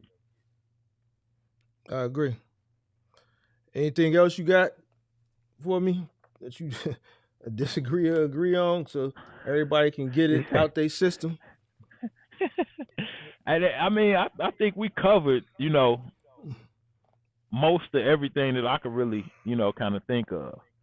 I feel like it was a good stream. I'm glad I got a chance to kind of, pop in. Usually I ain't on midday, but it's good to be able to, open up. And like I said, just looking at, the space in general, I feel like the conversation has been great. I've seen, so many different individuals, whether it's yay or nay, just speak up, either against me or against you. It's not to pit individuals against each other, because I think at the end of the day, everybody learns something. Even me. I'm seeing a different, viewpoint and so forth. But my main point that I want to drive is just for individuals to educate themselves. Like I said, math antics. Go. I don't mean to keep saying that but go check that out. You know what I'm saying? Just to get a better idea of arithmetic, and that's a start for me. And then just kind of, because we want to be trying to give people solutions. Just that schedule.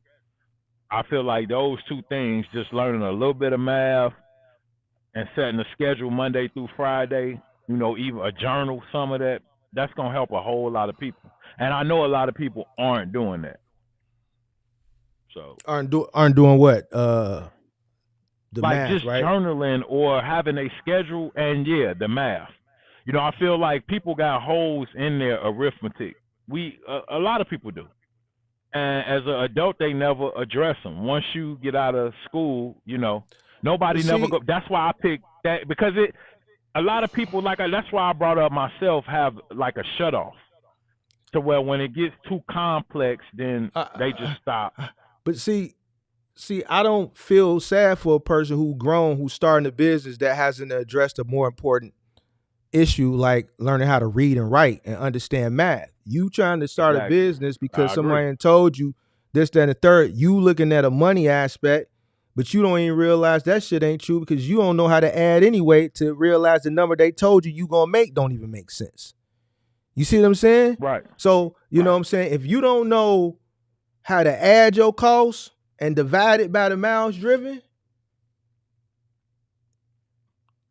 the last thing you should be doing is starting a business. That sounds like a person who need to go enroll for a GED. You ain't got your GED. Ain't no way you graduated high school if you don't know how to add and divide. You sound like you need to put your priorities. No, some people did. Okay.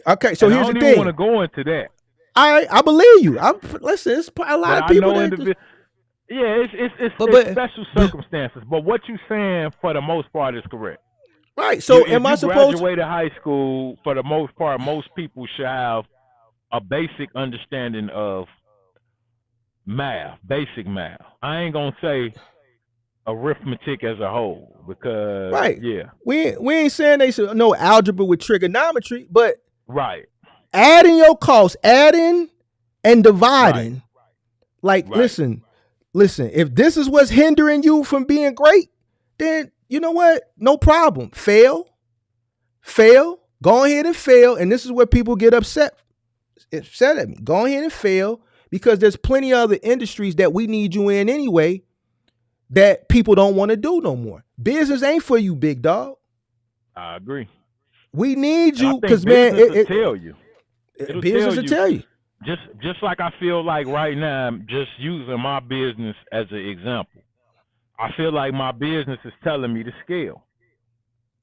I got to add, it's time for me to add something, whether it even be just a van. But my business is now telling me that. I haven't been thinking about scaling. It'll come up to you on its own. Yeah. To say, hey, I could get some more money over here. I'm not utilizing, this income over. So now I need to ramp up. You're not just scaling because you want to scale. Mm-hmm. You scaling more because you need to scale. That's how I feel. So that's kind of where I'm at. And I've been talking, about it the last couple of weeks, but probably just add like a cargo van. I don't want the risk associated with putting somebody in a box truck, and I'm trying to keep my box truck running, properly. Even when I'm driving, like my truck shifts, my truck tell me when it want to go faster. If I'm going up a hill and it ain't shifting, it's because it don't want to go faster. I'm not forcing it up the hill. No, I don't stump through gears. Like my truck shifts on its own. I'm ready to shift. It shifts. I just press the gas a little more. So the way you operate in these vehicles, is, I've said, this causing a lot of these maintenance events. And yeah, I don't want the risk, associated with putting somebody in a box truck. Now, a cargo van, some of them you could just beat on them. So that's kind of where I'm at. And if you hit something, it's less damage. If you hit somebody, they probably still be alive. So, yeah, I'd be real skeptical about even wanting to put somebody in a box truck because I know what could happen in a vehicle of that size. But I do feel like, yeah, right now I'm at a point where I need to scale. And that's something else, I hear people talk about it, but I feel like certain things your business will alert, just like if you're not supposed to be here. If it's just a 80-90% struggle the whole way, that's probably a sign. Nothing never give or go your way, like, yeah, it may not, be for you. So I feel like it's certain things that people are ignoring that's kind of causing them to be in the situations they in. But certain stuff to me in business, if you running, it'll kind of hint you to say, hey, okay, And like I said, I feel like I need to scale now, but I'm still trying to be out in a year and a half. That's just now, because whenever I'm ready to get rid of whatever, then I'll just start selling stuff. So, I'm not thinking even far into the future. I just feel like right now, it's other stuff that I could be doing. It's other opportunities out there that I'm not kind of utilizing. Even stuff I could make easier for myself during the day if I had somebody else in the van. So, yeah. Let me ask you one last question before we get out of here. As far as what I'm talking about, as far as the migrants entering into the space, which ultimately is going to obviously keep things the way they are, or could potentially, for some people, right, worsen things. Do you see this coming into fruition, or do you think I'm just blowing smoke? I mean, only a fool would think that the migrants aren't going to have it's set up for them to have an impact. That's why they are getting funding. That's why they are getting driver's licenses. That's why they do get IDs. Because if they weren't wanted here, then they wouldn't get resources. So let me ask you this. So, what would you advise a person in this space currently or looking to enter into this space to do in preparation? Because if we are aligned on that, then we already know you are. So it's basically what you saying. You agreeing with me. Shit ain't going. Whatever people thought it was, or going back to whatever they waiting on, we agreed that ain't it. Get used to what you see, right? Yeah, it's going. We kind of agreed on that last time that when we talked about Amazon, and I talked about that, how DSP is study, and I don't know how far it's gonna go, but we see DSP coming on and so forth. So people just gonna have to, just have a business mindset. Like with me, I have to talk about, and like I said, most of this I never even bring up, but if you just kind of stuck on a trucking mindset, I feel like with me, I'm trying to use trucking. I'm also actively right now, like, and just kind of, certain stuff I don't even kind of try to bring into it, but, I'm actively also, I said I used to kind of flip cars. Mm. So I'm trying to stockpile those as well. That's a stream of revenue for me. So you got trucking, I'm trying to mess with the cars. I'm actively doing that. I'm also working on getting my real estate license. So this is just to give people a idea of what they need to be doing. You shouldn't just be stuck on trucking. You got to know what you want to do after this. Because to me, this is not a forever thing. And some people might not agree, but just in my opinion, like, you have to, just like with your daily schedule, you got to have some type of plan. Like I said, I feel like I'm going to scale within the next 6 months to a year, but I might be out in the next year and a half or two, because that was my plan. It just depends on how, other things, but you want to have other stuff working, in your favor. Know how to get money somewhere else other than trucking. Like I said, I know individuals he run his truck at night, he work during the day. But that's working for him. If you got to work a job, if you got to flip cars, if you got to get into real estate, it's a lot of avenues. I know people that's messing with like online stores. I would say content creation, but people ain't, getting rich on that right now. But it's so much different stuff that you could do depending on your skill set. And that's what I think people need to work on. Just, what you want to do. That's something to think about too. What do you want to do after trucking? Do you want to try to run a trucking company for 20, 30, 40 years and then or is it something else that you working towards? To me, I would be trying to, and like we talked about investing as well. That's kind of something I left out. Mm-hmm. But I kind of got into crypto. Mm-hmm. Somewhat educated myself on that. I lost a little money, about half of the money I put in, but I didn't put in more than what I could afford to lose. Mm-hmm. So I kind of started catching on, like, man, something, so I slowed down because we talked about like day cost averaging and stuff like that. But at some point I saw like, so I lost some money, but I understand now where I do want to invest. Mm-hmm. So that's what I'm saying. It's all just having, investing, real estate, trucking, flipping. It's so much stuff you could do. But, you just got to kind of find what works for you.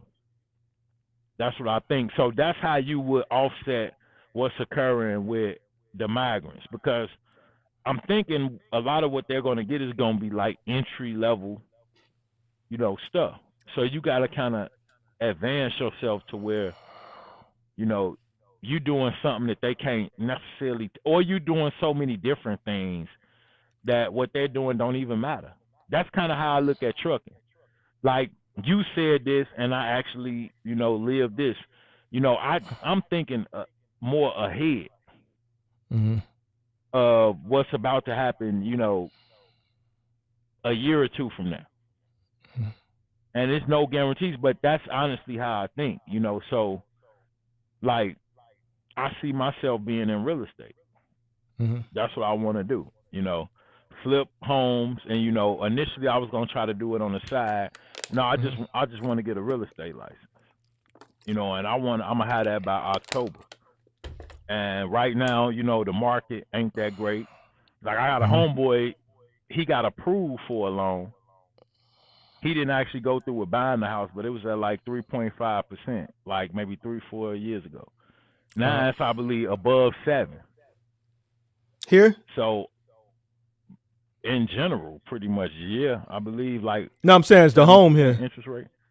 No, I'm saying it's the home here. It was in Wisconsin. Okay. And he got a 3.5% deal, but he never went through with buying the home. And so, yeah, now, we know where it's at. But this is the perfect time to get your license and educate yourself. So, I got people that's kind of connected in. When it do finally turn around, you already educated on it and just ready to go. Like you said, you stockpile in the cash and kind of, so that's kind of where my head at as far as with trucking. I'm already, if everything in me allow me to do it, I'm in real estate already. Mm-hmm. This is doing right now. You got a phone call. I think an ad about to pop up while we wait for him to come back. So give him like a few seconds. I think it's finna show an ad anyway. So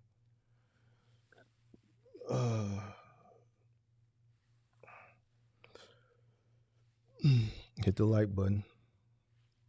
Wait for him to come back. Let him close out his thought. Hope y'all enjoyed the stream. Oh man, I gotta do this again. Yeah, I'm back. Yeah. Yeah, I know we close to hanging everything up. Yeah, I'm just letting you finish your thought, and then I'm get out of here. Yeah, I didn't want to, I keep getting these calls. I didn't even get a chance to put the phone on D&D. But yeah, I know we kind of nearing the end. But yeah, just to give people an idea of, the mindset that I think they should have, not to get long-winded or just, be up here rambling on. So. All right. Well, I appreciate you for, tuning in. I've been calling you out for a minute now.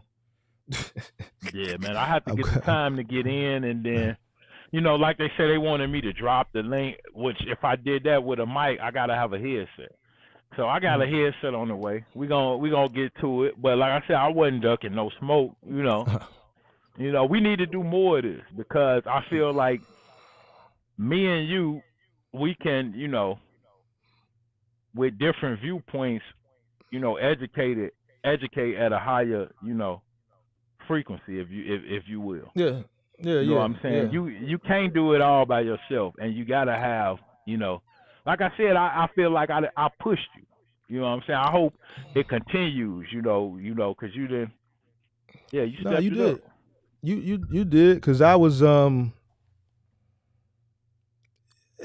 just saw the space is dead, to be honest with you. It's dead. It's dead.